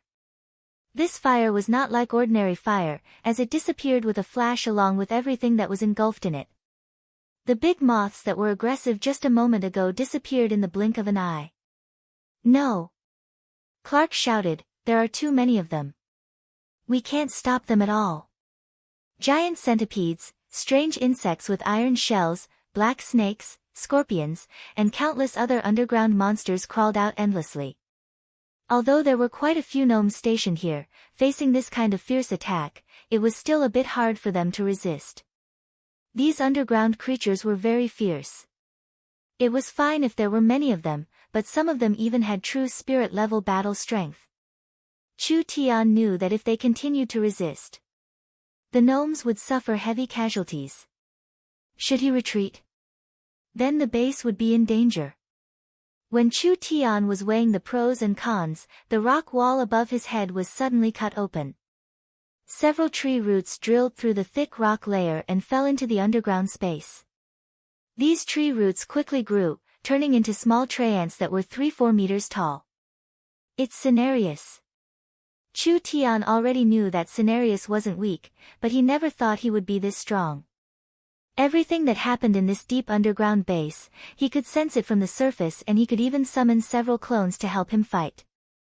Cenarius was one of the peak experts in the Forest of Chaos, so even if his clones came, they would still be very useful reinforcements, greatly reducing the pressure on the gnomes. At this time, the elevators in the underground base quickly moved and large amounts of Miracle City experts arrived under Dongfang Haoren's lead. Zero's efficiency was very high. When Zero knew the situation here, he immediately went to find reinforcements. Chu Tian broke out in laughter, you've come at the right time. Dongfang Haoren saw that the situation was critical and didn't waste any words, exterminate those damn insects, don't let them take half a step forward. Miracle City experts were sent over in batches. Although the monsters were very fierce and powerful, they weren't strong enough. After fighting for over half an hour, the Devil's Maw was already covered in corpses. It should have been the large amount of their kind dying that made them panic, so these fellows didn't come any closer. Chu Tian left a group of people to defend the area while he returned to the city to discuss it with Meng Qingguo.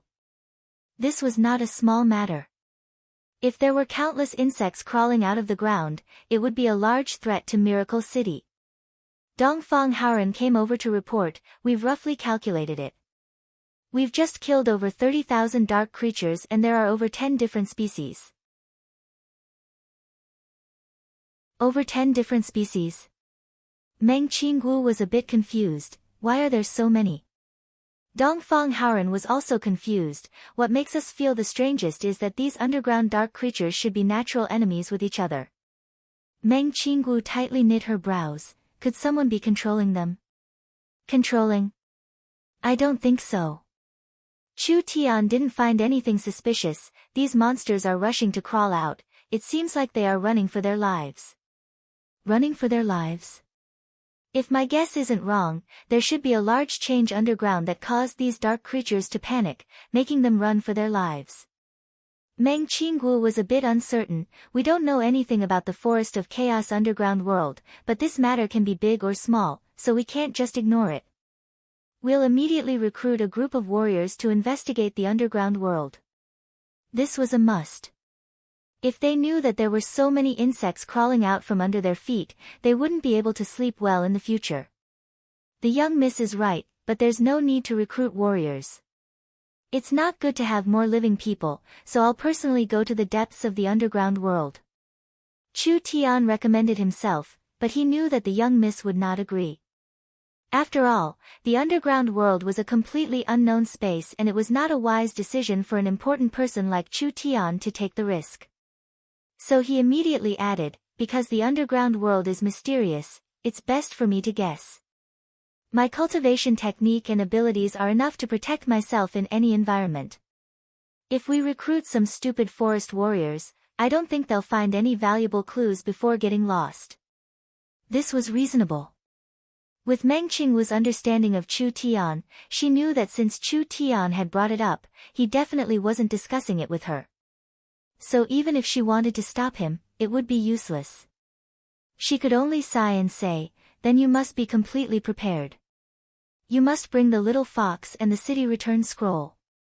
Young miss can be assured. I haven't married Yingying yet, how could I be in a rush to have an accident?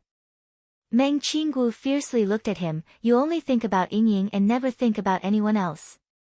In front of everyone, why are you being jealous? Dongfang Haoren was a bit embarrassed as he cupped his hands and left. Meng Qingwu's face turned red and she snappily said, I'm about to be angered to death by you. Come with me. Chu Tian was brought to a secret room. Meng Qingwu took out 2 bottles of pills and gave them to him. This is the company's newest true spirit pill. Although it's not cheap, its effects are very good.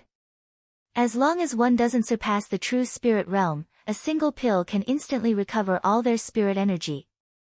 Other than that, there are many precious materials added to this pill, so taking it often will help increase one's cultivation base. Miracle Commerce's new technology and products were shining too brightly, almost overshadowing a few traditional industries. Actually refining talismans was a very profitable business, so Meng Qingwu never thought of giving it up. She had learned a lot of knowledge from Chu Tian and had formed a talisman research center with the gnomes. In the future, these traditional businesses would bring large profits to Miracle Commerce. The True Spirit Pill was the newest pill. The cost to refine this pill was very high, each pill was almost 10,000 source stones. Not only was it a top-quality recovery pill, it was not inferior to a high-grade sacred pill. It was also very pure and did not have any rejection, so it could be used for a long time. Because it was very expensive, this pill was not suitable for large quantities. The 2 bottles that Meng Qingwu refined were all prepared for Chu Tian. Chu Tian was very touched by this. It's good that the young miss has done this much for me, I really can't repay you. Meng Qingwu snorted, it's good that you know this. Be careful from now on, you have to be fair, do you understand? Ah. What are you being, about, why aren't you going to prepare yet? Meng Qingwu gave a snort before swinging her sleeve and leaving behind a few angry words, I still have a lot of official business to take care of. Chu Tian didn't know whether to laugh or cry. Most of the eldest miss was dignified and steady. Sometimes, when she became unruly, she was not inferior to Nangong Yun. It was just that she never showed this side of her to ordinary people. This was probably the true temperament hidden under the surface. He definitely had to explore the underground world. Chu Tian was clearer than anyone else that there was a giant empty space under the forest of chaos. Hence, the underground world here was probably much larger than anyone could imagine. This was a space completely different from the surface. What was the underground world like in this era? What level had the underground civilization of this era developed to? These were all questions that Chu Tian wanted to understand. Fox, prepare yourself, we're about to leave. He didn't bring anyone with him this time, only bringing the little fox. The little fox had been eating and drinking in Miracle City every day, so its furry body looked a bit fatter. It was time to bring it out to lose some weight.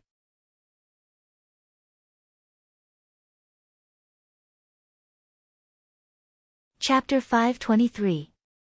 The forest races all knew that there was a rich and vast world under the ground, but as for what this world was like, even the oldest elves in the Forest of Chaos did not know. Legends say that it was a world that never saw the light of day, giving birth to hundreds of millions of dark creatures. There were also large amounts of ancient creatures that survived, making the underground world a very dangerous place.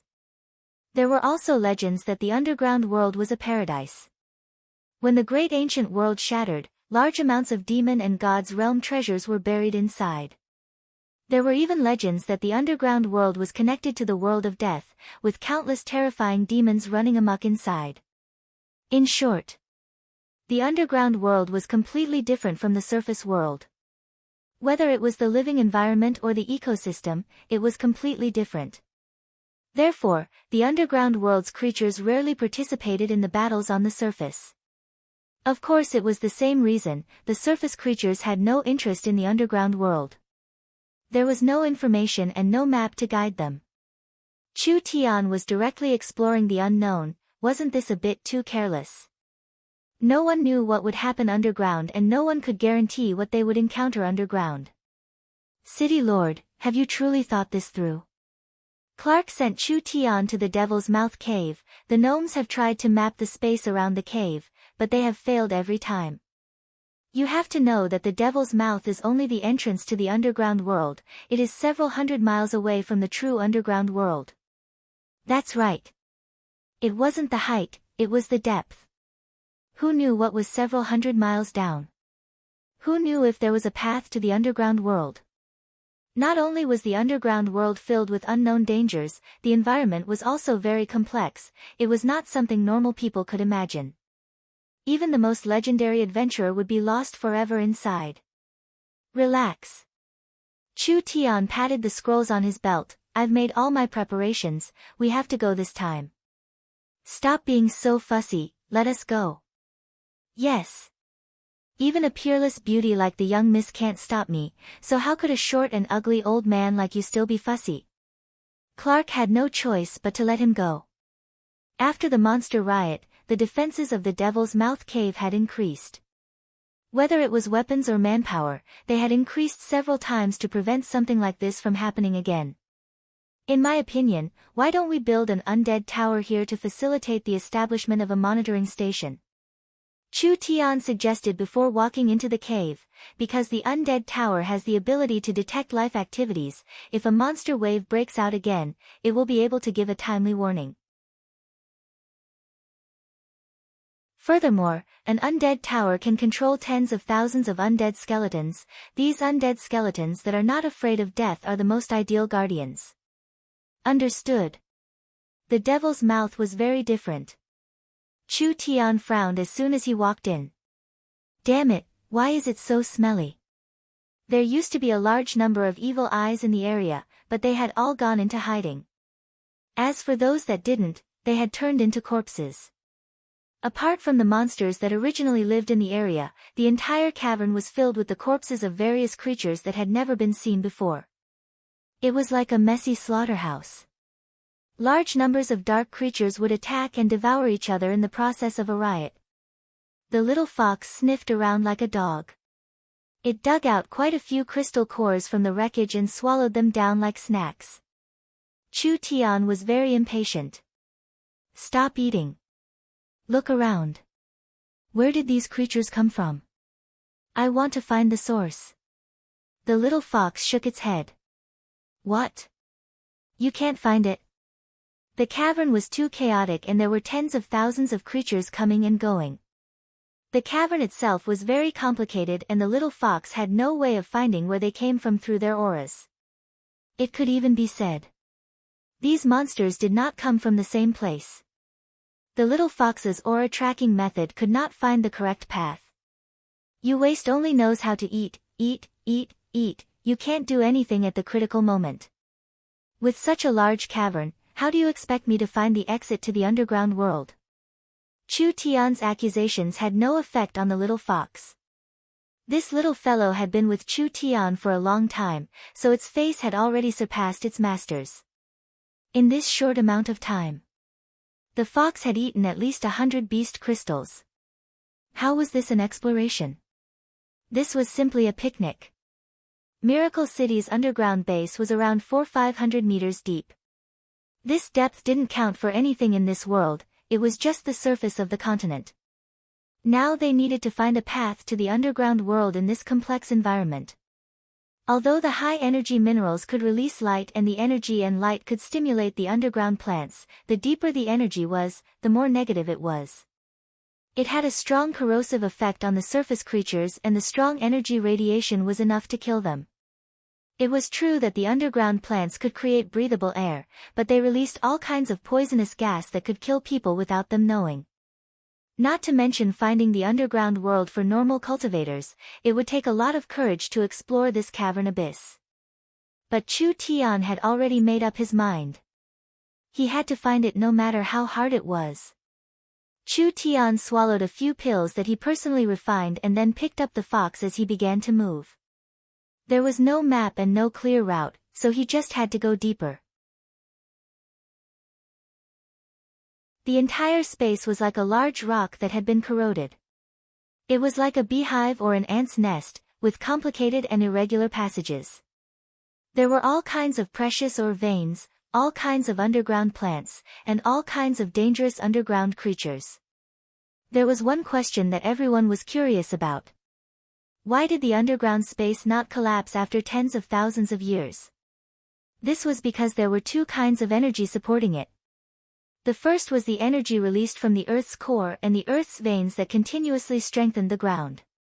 Each stone here was as hard as steel, forming a strong material frame. The other was the energy field that covered the underground world. Even if the main physical support was destroyed, this bubble-like energy field could support the existence of the underground space. The little fox took out its divine eye to scan its surroundings. Chu Tian followed the little fox's instructions and avoided the dead ends. One man and one beast began to explore the underground world. Chu Tian did not know where he was and Chu Tian did not even know if the underground world had been opened, but Chu Tian continued to go deeper. The spatial ability was very useful. Chu Tian could easily pass through obstacles that were hard to pass through and he could avoid some dangers, which greatly increased his speed and efficiency. What the hell? Chu Tian sat down on a large rock to rest in exhaustion. He took out a true spirit pill from his chest and quickly recovered his consumed spirit energy. We've already been walking for a day and a night, right? Why haven't we found anything special at all, other than the chaotic dark creature nests? In the era of 30,000 years later, Chu Tian had gone to several underground kingdoms on the continent, but Chu Tian had gone to the underground kingdoms through the transport array, so he didn't need to personally explore the thick ground. Not to mention that the ground had changed a lot in 30,000 years. Most of the underground world had been destroyed and the remaining underground kingdoms had been modified. Chu Tian's body was covered in dirt and his hair was a mess. Although with the little fox's divine eye and Chu Tian's own spatial ability and divine sense, he could avoid the monster nests every time he came in contact with them, it was hard to avoid encountering them several times. Basically, any creature that could survive in such an environment would definitely not be easy to deal with. Several battles made Chu Tian feel very embarrassed. The little fox was still playing with its large eyeball, but this time the little fox's eyes suddenly lit up like it had found something special. It immediately jumped up and danced around, using its claws to point in a direction. Chu Tian looked in the direction the little fox was pointing at. This seemed to be an underground canyon that was filled with extremely dense dark energy. All kinds of dark purple and dark red crystals grew all over the rock walls and paths like bamboo shoots. Normally, a place like this was the territory of a dark monster. Are you sure you didn't make a mistake? This kind of place is not easy to walk through. The little fox was very sure that this was the right place. Chu Tian did not have a better choice. Since this fellow was this certain, then he might as well give it a try. Perhaps there really was a way out. It was just as Chu Tian expected. The energy here filled the entire space, far surpassing his imagination. Under that thick dark energy, not only could Chu Tian's divine sense not spread out, his entire body felt like it was soaked in acid. His body was being corroded at every moment. Chu Tian took out a purifying pill and swallowed it. We have to leave quickly. On the left and right sides of the underground mountain range, there were actually thousands of large and small holes that had hollowed out. This made Chu Tian feel that something was wrong. When Chu Tian reached the center of the tunnel, the entire canyon began to tremble. 2-meter-long things came out of the caves. These creatures seemed to be some kind of ant-like creatures. Their bodies were wrapped in incomparably sturdy black carapace, but they had a pair of forelimbs that were as sharp as blades and translucent wings. Almost in the blink of an eye, thousands of such dark creatures surged out of the nest. Demon ants.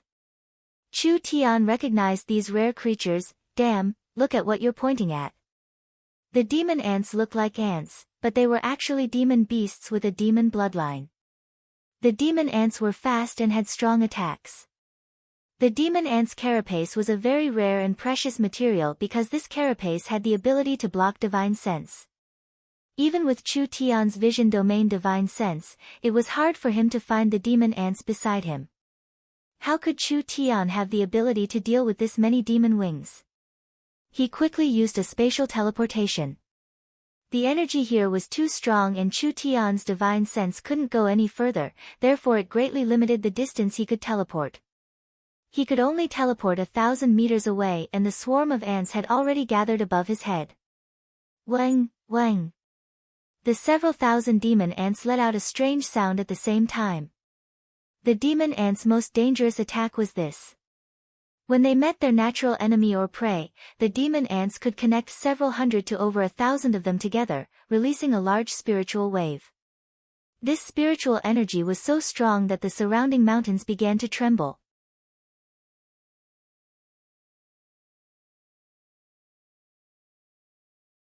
Chapter 524. The demon ants were a rare and precious spiritual attributed demon beast. Although their individual spiritual waves were not strong, they could only harm awakened soul cultivators or cultivators without the mind's eye.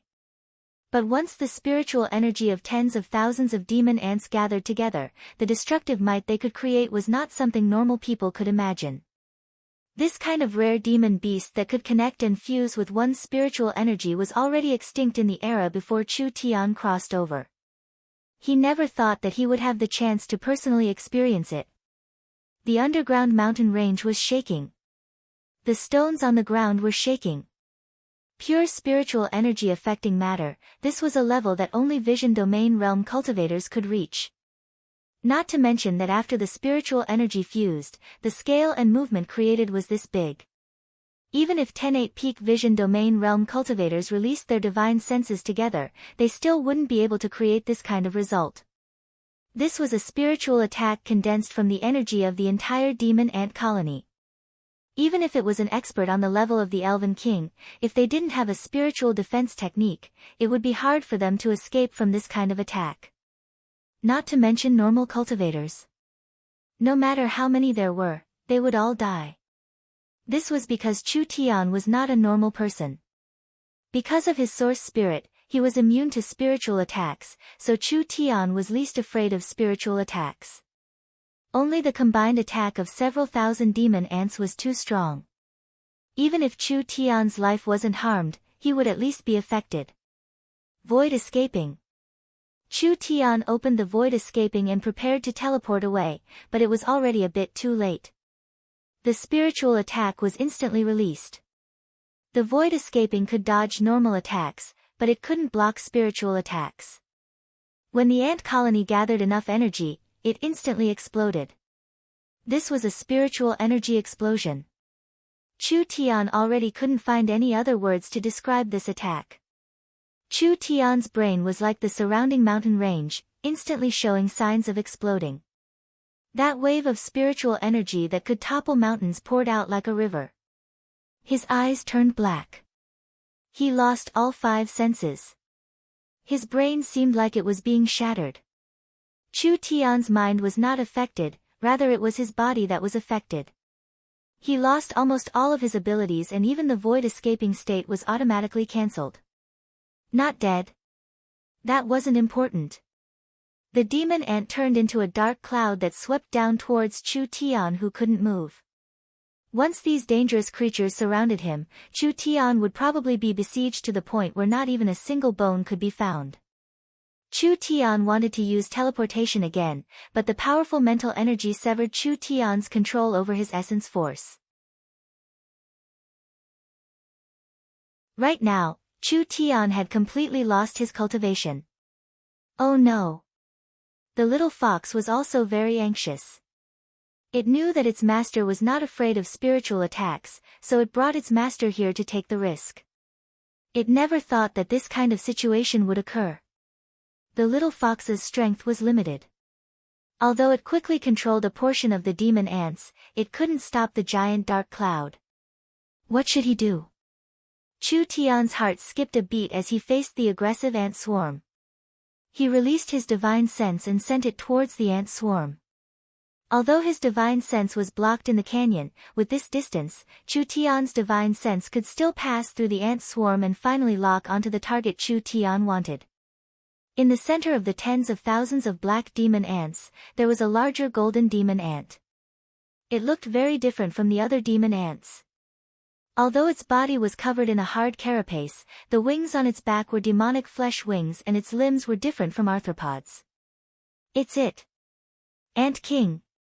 After the demon ants' minds became one, they still needed a commander to control this power. This commander was the Ant King that was different from the others. The spiritual explosion was sent out by it and the strange secret technique of cutting off cultivation was also created by it. Chu Tian's cultivation was temporarily cut off, but his vision domain divine sense was still there.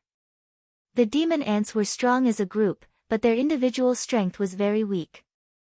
Even if it was an Ant King, in terms of divine sense and spiritual energy, it would at most be at the peak of the mind's lamp realm, not reaching the vision domain realm. Chu Tian's divine sense directly entered another body. The Ant King's divine sense entered its body and naturally it strongly resisted, but its spiritual energy was too weak. Chu Tian smoothly entered the Ant King's mind and Chu Tian's divine sense merged with the Ant King's spiritual energy.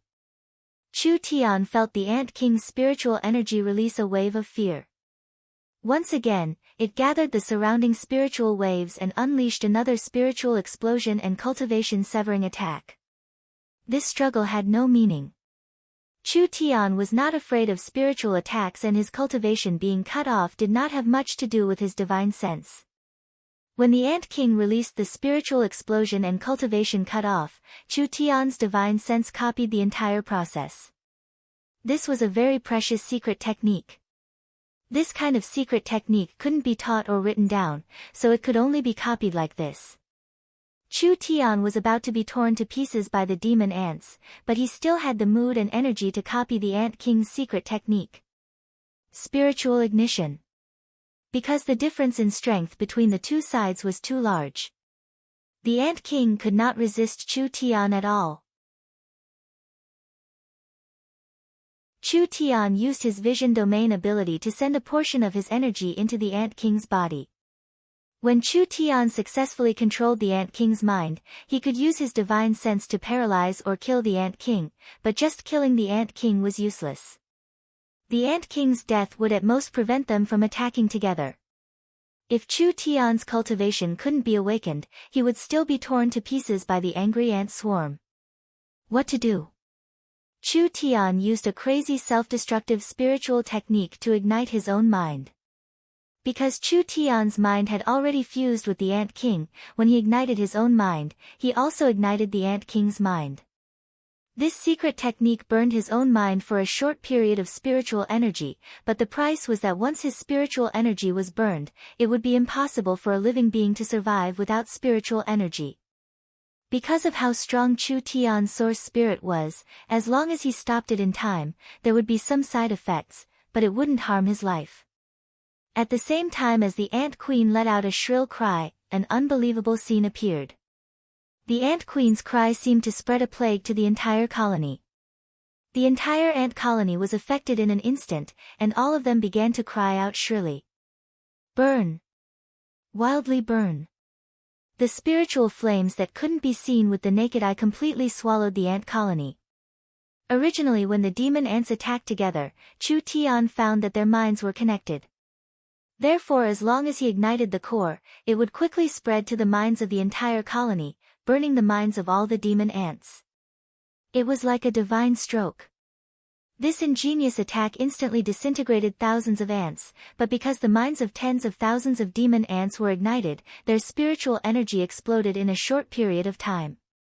When the second wave of spiritual explosion was released, it was almost 10 times stronger than the previous wave. Hung, hung, hung. The mountains all around them began to collapse. Chu Tian almost fainted from the torment of the severe headache. This method of burning spiritual energy to destroy the ant colony was very good, but because it was too difficult, it couldn't be imitated by others. First, not to mention the vision domain possession igniting his spiritual energy, just this level of spiritual energy explosion was something that no living being could block. When Chu Tian gradually recovered, the corpses of the demon ants covered the ground. There were no wounds on the outside, but they couldn't be more dead. Chu Tian felt dizzy and he felt very uncomfortable, wanting to vomit.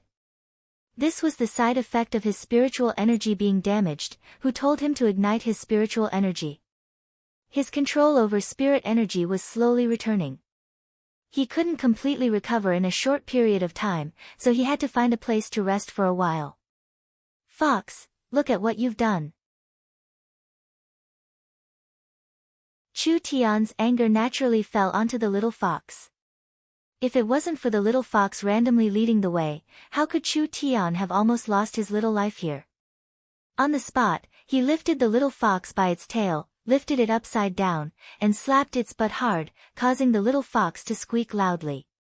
The little fox quickly begged for mercy. It expressed that it wouldn't dare do it again. It would be strange if Chu Tian believed this fellow. If he didn't teach it a good lesson this time, it would become even more lawless in the future. When Chu Tian was prepared to make a move, the little fox pointed forward with its claw and gave a few squeaks, indicating for Chu Tian to look. Don't try to divert my attention. Today Chu Tian looked in the direction the little fox was pointing at. On the walls of the deepest part of the canyon. It was actually covered in a human head-sized crystal clear thing. Demon ant eggs? There were actually this many of them. Chu Tian remembered that the demon ants were a very rare demon beast and the value of their eggs was very high. This was an excellent material that could increase one's spiritual energy. Although spiritual sense was not completely equal to spiritual sense and spiritual sense were inextricably linked. Spiritual sense cultivation mainly relied on meditation, but if there was a material that could promote the advancement of spiritual sense, then the success rate of cultivating and comprehending spiritual sense could be greatly increased. Even if one couldn't comprehend a high-level divine sense realm, as long as one's spiritual energy was stronger than an expert of the same level, one's ability to resist spiritual energy attacks would increase. The demon ant eggs were not only valuable to Chu Tian, he could also bring them back for the young Miss and Ying to use. This was a precious material that couldn't be bought with money. The little fox did not say another word as it wildly swallowed the demon ant eggs. You bastard! Chu Tian quickly took out his storage gourd. You don't have much use in fights, but when it comes to stealing spoils of war, you're faster than anyone else. Raising a pet like this, Chu Tian was truly a failure. One man and one fox quickly cleaned out the demon ant eggs. Not bad, not bad. With these demon ant eggs in hand, Chu Tian's divine sense would increase again. Although it was very dangerous this time, it was worth it in the end. Other than the 10,000 precious demon ant eggs, Chu Tian found several rare spiritual attributed level 3 sacred herbs in the canyon. These herbs could help Chu Tian repair his spiritual energy. Perfect. When Chu Tian was thinking this, there was a noise coming from the entrance of the canyon. There were the shouts of intelligent beings, like an entire army was charging over.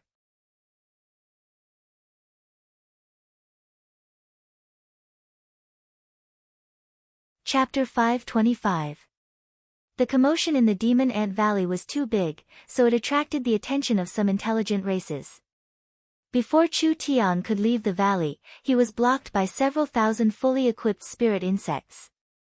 There were spiders, scorpions, ants, and etc. They were all rare races on the surface. This was clearly an elite army from a large power. The Demon Ant Valley was already covered in corpses. Of course, they were all demon ant corpses. These spirit insects rushed over and when they saw the scene in front of them, they were all stunned.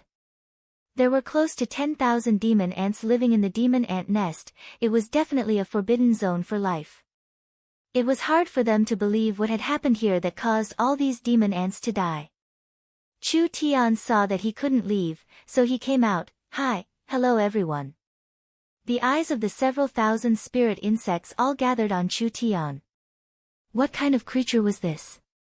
These spirit insects had lived underground for generations and had never been to the surface. Over 90% of them didn't even know what humans were, so they looked at Chu Tian as if he was a new species. Could it be you killed all these demon ants? You're saying the ground is covered in insects?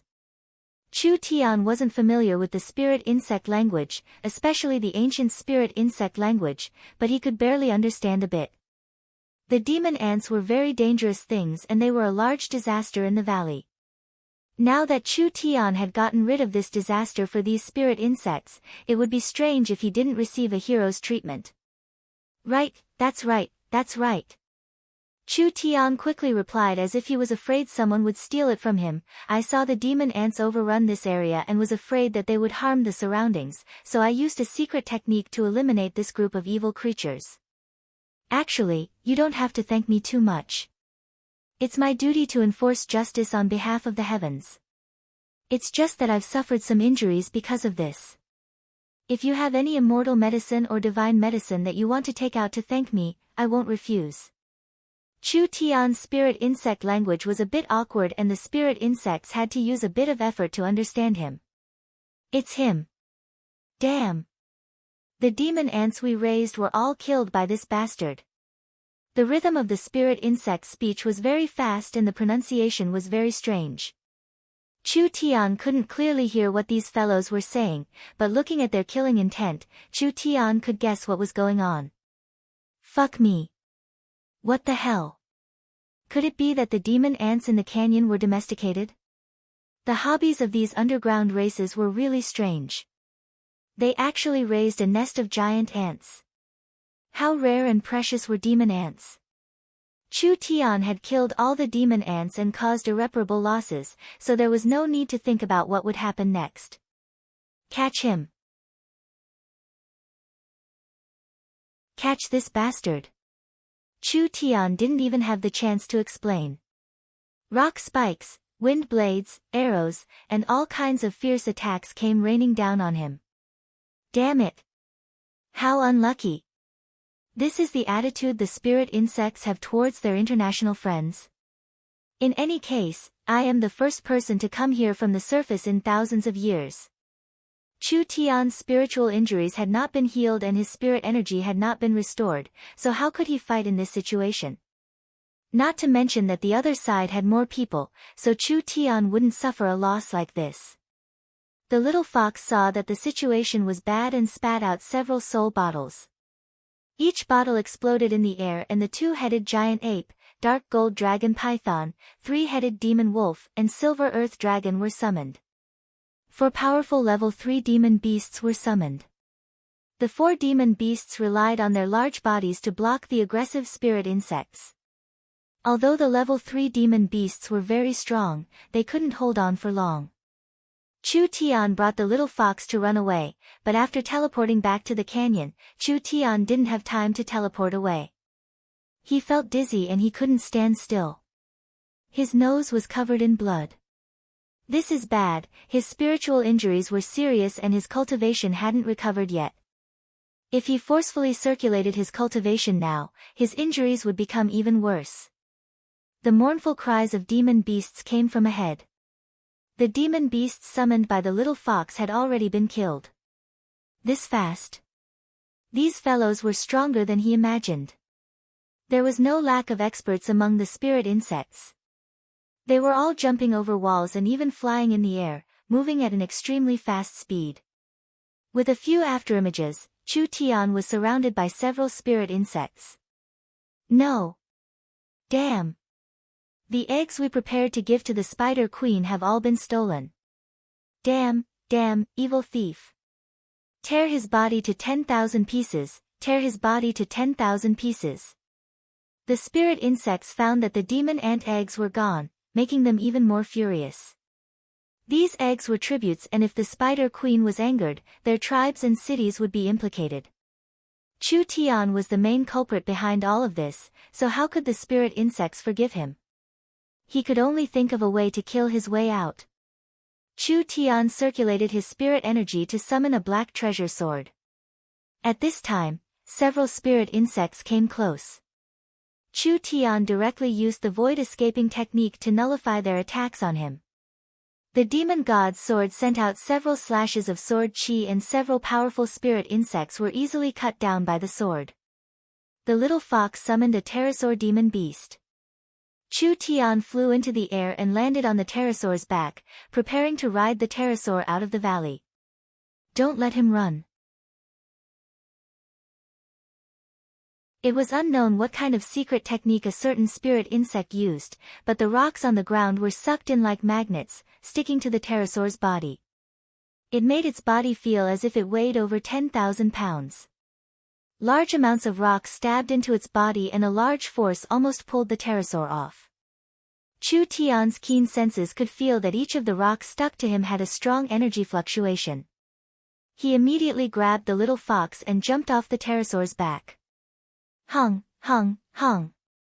A series of explosions. The pterosaur was instantly blown to pieces. The other spirit insects attacked Chu Tian in the air again. Chu Tian took out a true spirit pill and took the little fox. He used his spatial energy on his head and disappeared from the eyes of these spirit insects. Where did he run off to? A rare spatial energy. The spirit insects looked around, but they couldn't find a single shadow. He looks injured, he shouldn't be able to go far. A spirit insect leader angrily roared, "You guys go back and gather some people. Even if you have to dig 3 feet into the ground, you have to find him." After around a quarter of an hour, several tens of thousands of spirit insects were mobilized and they began a carpet search of the area. These spirit insects clearly wanted to dig 3 feet into the ground to find Chu Tian. There were many tracking experts among them, and even if the little fox's divine eye could find them from a distance, with Chu Tian's current situation, it would be hard for him to escape far. Chu Tian was hiding in a cave. His face was a bit pale and his body was soaked in sweat. Although he didn't have any external injuries, the damage to his mind was more serious than his body. With his spiritual energy being heavily injured, only Chu Tian could still jump around. If it was anyone else, they would have been paralyzed and turned into a vegetable. How is it? The little fox used its claws to draw a large circle and then a smaller circle before clapping its hands. Its meaning was that the encirclement was becoming smaller and the spirit insects would soon surround them. Damn! This was simply like poking a hornet's nest. Why were there so many spirit insects in this damn place? But since he had come to an area with intelligent life forms, this was equivalent to coming into contact with the underground civilization. Although the spirit insects were not easy to deal with, he should still be able to get some information. If Chu Tian was in his normal state, he wouldn't be afraid of being caught at all. But he couldn't right now, he had to find a quiet place to heal his injuries. The little fox used its divine eye to observe the surrounding several hundred miles. It told Chu Tian everything it found, saying that there was a spirit insect city not far away. It was very large and had several million people. Chu Tian said with a nod, "This should be their nest." The little fox felt something and immediately put away its divine eye. It began to call out and pointed at the scroll on Chu Tian's waist. "The spirit insects are about to surround this place. You should quickly use the transport scroll to escape." Escape? Chu Tian had come here with great difficulty, how could he just escape like this? Chu Tian thought about it before taking out the scroll and his personal items, letting the little fox put them into his space. The little fox didn't know what kind of scheme Chu Tian was planning. "I'll fake my surrender and sneak into the spirit insect city to find clues. You'll secretly follow me and wait for an opportunity, do you understand?" Chu Tian didn't have time to slowly explain his plan. Because there was already a sound coming from outside, the spirit insects quickly surrounded him. The leading spirit insect loudly shouted, "Outsider, you have nowhere to run. If you don't want to die, immediately come out and surrender." The spirit insects never thought that this fellow would surrender. Who would have thought that at this time, Chu Tian would obediently come out and raise his hands high up. He said in broken spirit insect language, "Surrender, surrender. Don't kill me, I'll tell you everything." Several spirit insects charged over. Chu Tian was placed on the ground with a palm and black crystal chains were used to tie him up. Chu Tian could clearly feel that these crystal chains could suppress the flow of spirit energy in his body, making it so that Chu Tian couldn't use any of his strength. "Where are the demon ant eggs? Quickly speak." The spirit insects surrounded him with killing intent. If it wasn't for the large amount of demon ant eggs missing, they would have already cut this damn outsider into 10,000 pieces. I'll speak, they're all in the hands of my companions." Chu Tian revealed a look of fear. "We didn't know these demon ants were being raised." "Don't kill me, I'll bring you back the demon ant eggs, how about it?" The spirit insects were filled with doubt. They didn't find anything on Chu Tian and they didn't find anything in his hiding place. Could a large amount of demon ant eggs escape? It was impossible for this person to deal with a large amount of demon ants by himself. Perhaps he really did have companions. "Great Commander, what do we do?" "First lock him up in Nikello and report to the Lord." Chu Tian was tied up by a group of spirit insects like this. These spirit insects didn't notice that there was a common fox that was following them all the way back to the underground insect city.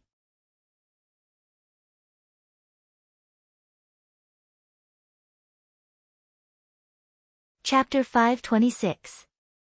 Nikello City. The Spirit Insects Underground City.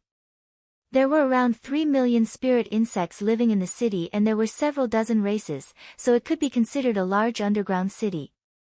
The spirit insects were a typical underground race that was different from the surface races. The spirit insects could eat energy ores to survive, and this energy and metal was an essential part of their cultivation. Not only could this energy be absorbed by the spirit insects, the metal could also strengthen the spirit insects' carapace, giving them a strong defense. This was why the spirit insects had a considerable amount of power and numbers, but they didn't attack the surface. This was because the underground world's resources were enough to satisfy their needs, so the spirit insects weren't used to living in the surface world. It was just like how the surface world's spirit beasts and humans never thought of attacking the underground world. This underground world was also divided into factions. There were a few very famous factions that were ruled by a few very powerful leaders. The most famous one was the Spider Queen Alexis. Alexis ruled and controlled 1/3 of the spiritual insect world's territory and population. She was also the only leader among the spiritual insects who tried to establish a stronghold in the surface world. Currently, Nikello City was a deep underground city under the jurisdiction of the Spider Queen. Chu Tian was tied up as he walked over. "I'm warning you, if my companion sees me missing an arm or a leg, you can forget about taking back a single egg." "Less nonsense." Chu Tian looked at Nikello City and his eyes slightly froze. This was the first time he had seen a deep underground city. Nikello City's shape and appearance was like an organ riddled with holes, currently in the stomach of a giant beast filled with tumors. There were large open spaces around the city where the spirit insects opened farms to raise dark creatures and dark crops. The spirit insects didn't have a high dependence on these things, but they still had a certain amount of demand for them. Nikello City was 3,000 meters tall and was shaped like an irregular funnel. It was large at the top and small at the bottom, connected to the ground and completely hollowed out. When one walked in, they saw the traffic network in all directions. It was like a dazzling beehive. Perhaps even the most complicated labyrinth wouldn't be able to compare to this. Chu Tian had a taste of the insect race's living area after entering the large insect nest. The spirit insects did not have any order, they didn't even have an army or administrative officials. Other than a high and mighty lord, the entire city was divided by clans, so it was very chaotic. However, there was a tacit understanding in this chaos. This was a natural tacit understanding between the spirit insects. Just like ants and bees, even if there was no commander and no laws, the lower ones would still serve the higher ones. Everyone had their own duties and things they needed to do. It was too complicated. Escaping from here was as difficult as ascending to the heavens. If Chu Tian did not have the space scroll, he would not have dared to take such a risk. The spirit insect city was like a mess of blood vessels and threads, but there was a giant passage in the center. To be precise, it was a very tight pass. There were large amounts of elite spirit insect soldiers stationed there, as if they were worried that enemies would appear on the other side. Chu Tian used his divine sense to probe. After the pass, there was a large space and there was a giant tunnel that led downwards. The spirit insects locked Chu Tian in a prison made of crystal. Not only was it hard to the point that even a spirit transformation cultivator couldn't destroy it, divine sense was also completely blocked inside. Even with Chu Tian's vision domain divine sense, he couldn't sense the outside world at all. A dark elf was currently being tortured in the cell. What is your goal in coming here? Quickly say it. This young dark elf male was covered in wounds from being beaten by the spirit insects. Several spirit insects tore off the skin on his back and applied a large amount of pain medicine on his wounds. The dark elf was very strong. No matter what kind of torture he received, he didn't even make a sound. A spider soldier that brought Chu Tian in asked, "What is going on?" "A spy from the purgatory world." "What are you keeping someone from the purgatory world for?" "Just kill him. The Lord said to keep this spy and pry out some information from his mouth, so we can't kill him." "Humph, a spy from the purgatory world and a thief from the surface, we'll lock them up together." The dark elf fainted after being tortured and was finally locked up in the same cell as Chu Tian. This was probably the most heavily guarded death cell. After all, the two of them were the biggest criminals in the city. After around 10 minutes, the dark elf recovered his will from the pain. Chu Tian looked at him curiously and asked in the elven language, "Hey, are you alright?" "Human. You know about humans? That's great." Chu Tian suddenly felt that this fellow could be communicated with. "You are a person from the purgatory world? How were you captured? How do you know about the purgatory world?" The dark elf seemed to quickly forget the pain on his body as he revealed a look of shock and disbelief. "Aren't humans a race that lives on the surface? How did you end up being captured by these subterranean world insects?" Purgatory world, subterranean world. These were two strange terms. Chu Tian could roughly guess the meaning. The underground world was divided into levels and the purgatory world was the lowest level. There were mainly ancient creatures, demons, and dark elves living there.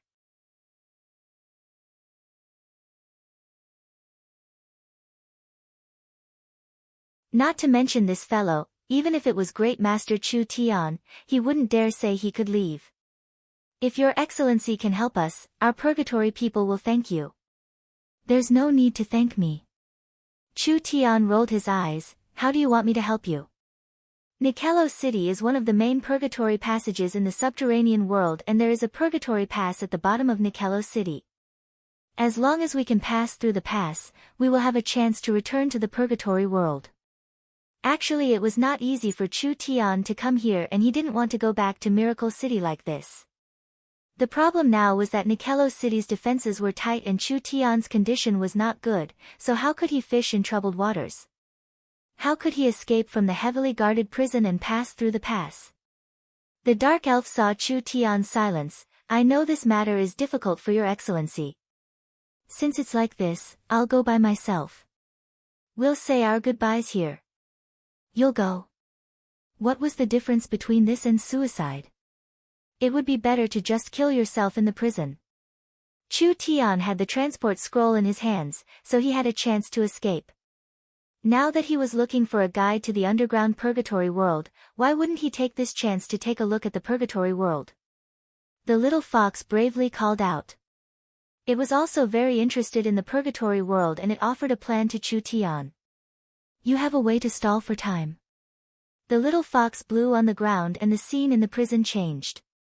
Two people appeared out of thin air and were currently tied up in the prison. Illusion substitute? It was just a small trick.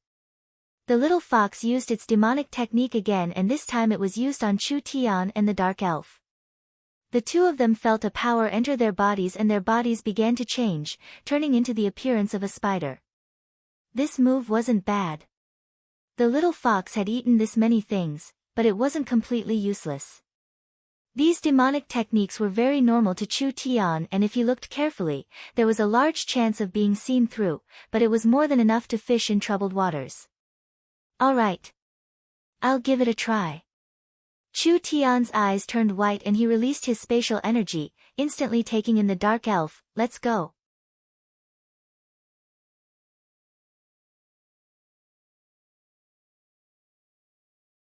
Chapter 527.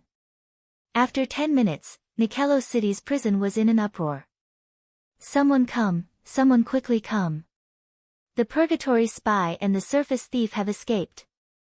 This news spread across Miraculous City like it had grown wings, and the spirit insect warriors in every area began to search for the fugitive.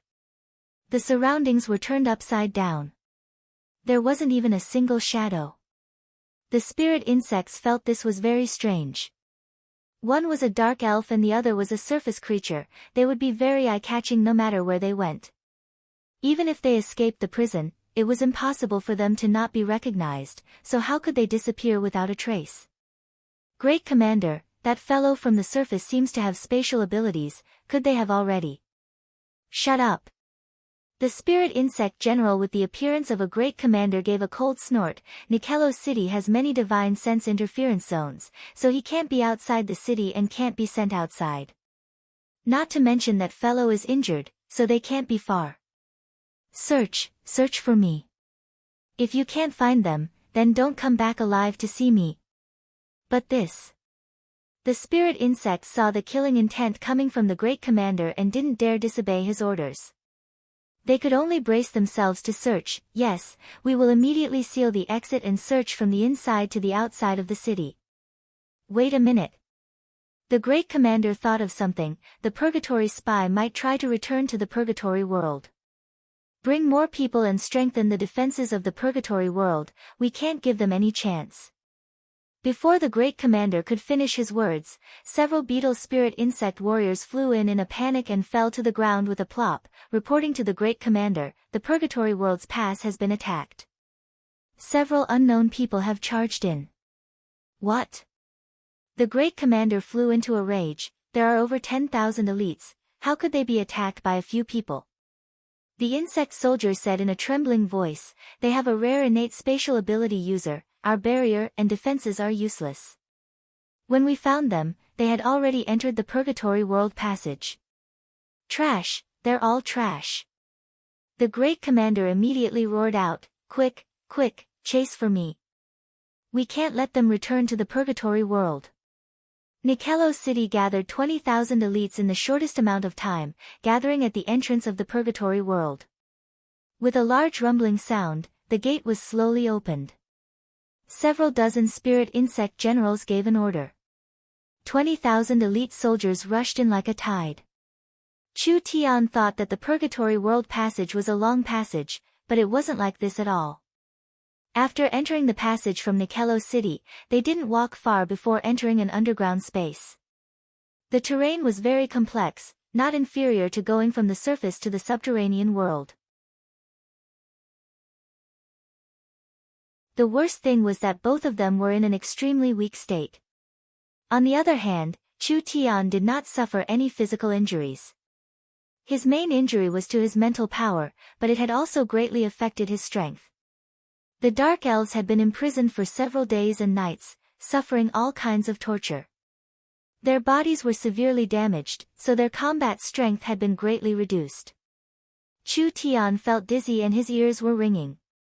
He stopped to catch his breath and said, "How far are we?" The distance between the purgatory world and the subterranean world is several hundred kilometers. With our current speed, if we don't get lost, it will take over 3 days. What? 3 days? You must be joking. This was under the condition that they didn't get lost.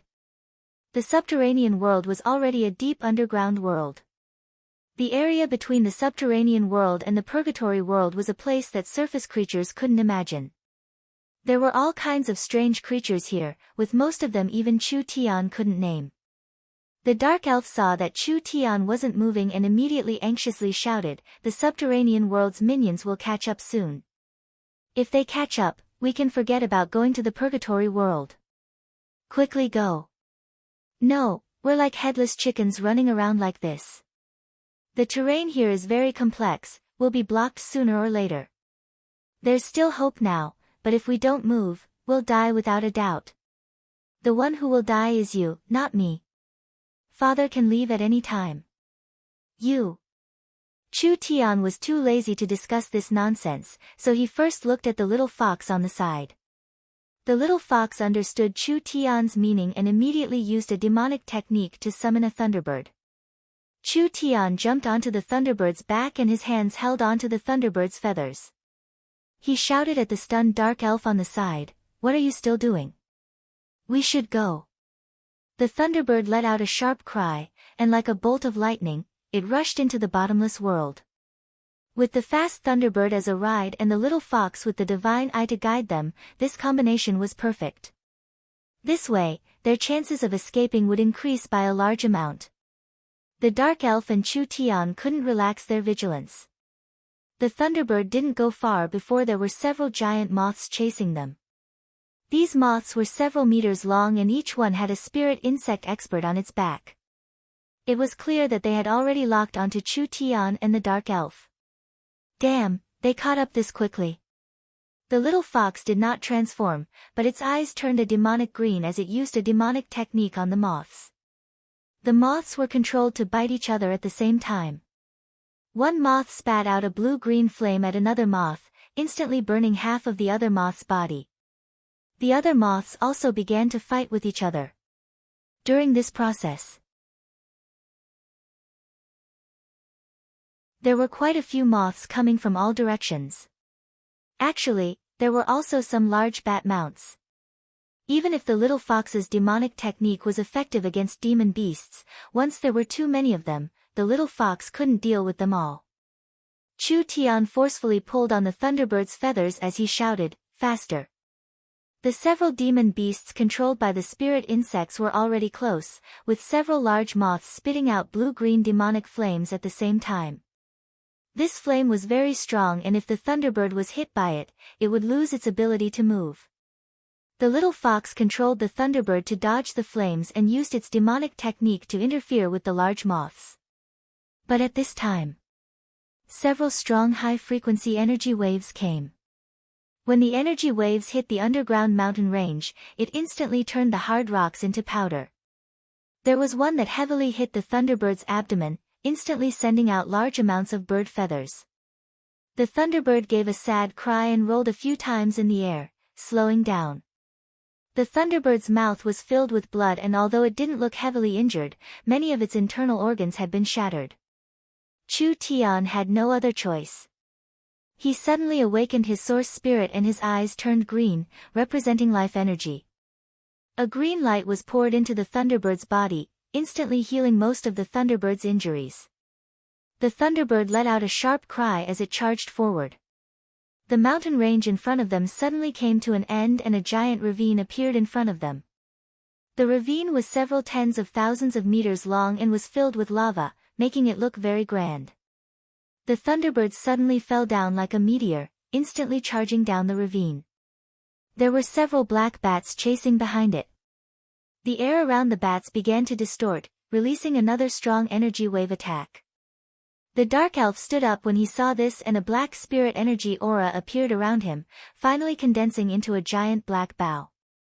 It was a dark attributed source spirit, taking the form of a bow. It seemed like it was an expert specialized in long-range attacks. The dark elf condensed 3 black arrows. The 3 arrows disappeared as soon as they were shot. The 3 bats gave a sad cry as each arrow hit them. Although these monsters with strong vitality wouldn't die from a single arrow, they were heavily injured and couldn't continue chasing the thunderbird. The dark elf's cultivation wasn't weak. It should be around the 7th true spirit layer. This kind of strength was a first-class expert whether it was underground or above. Not to mention that the dark elf was a rare dark source spirit. His arrows were like a shadow that couldn't be chased after when they were shot out, so they had a very strong deterrent effect. The spirit insect pursuers had just opened up a distance. Chu Tian suddenly discovered a strange phenomenon. The gravity seemed to have disappeared and he felt like his body could float at any moment. There were many rocks around him that were actually floating in the air. Weightless layer. Chu Tian had studied the continent's planar structure, and the weightless layer was a vacuum formed by energy. There were two known weightless layers on the continent, one was several hundred kilometers above the surface and the other was deep underground. These two areas didn't have any gravity and all matter floated in the air. Therefore Chu Tian saw many incredible scenes. There were countless giant mountains that were all floating in the air.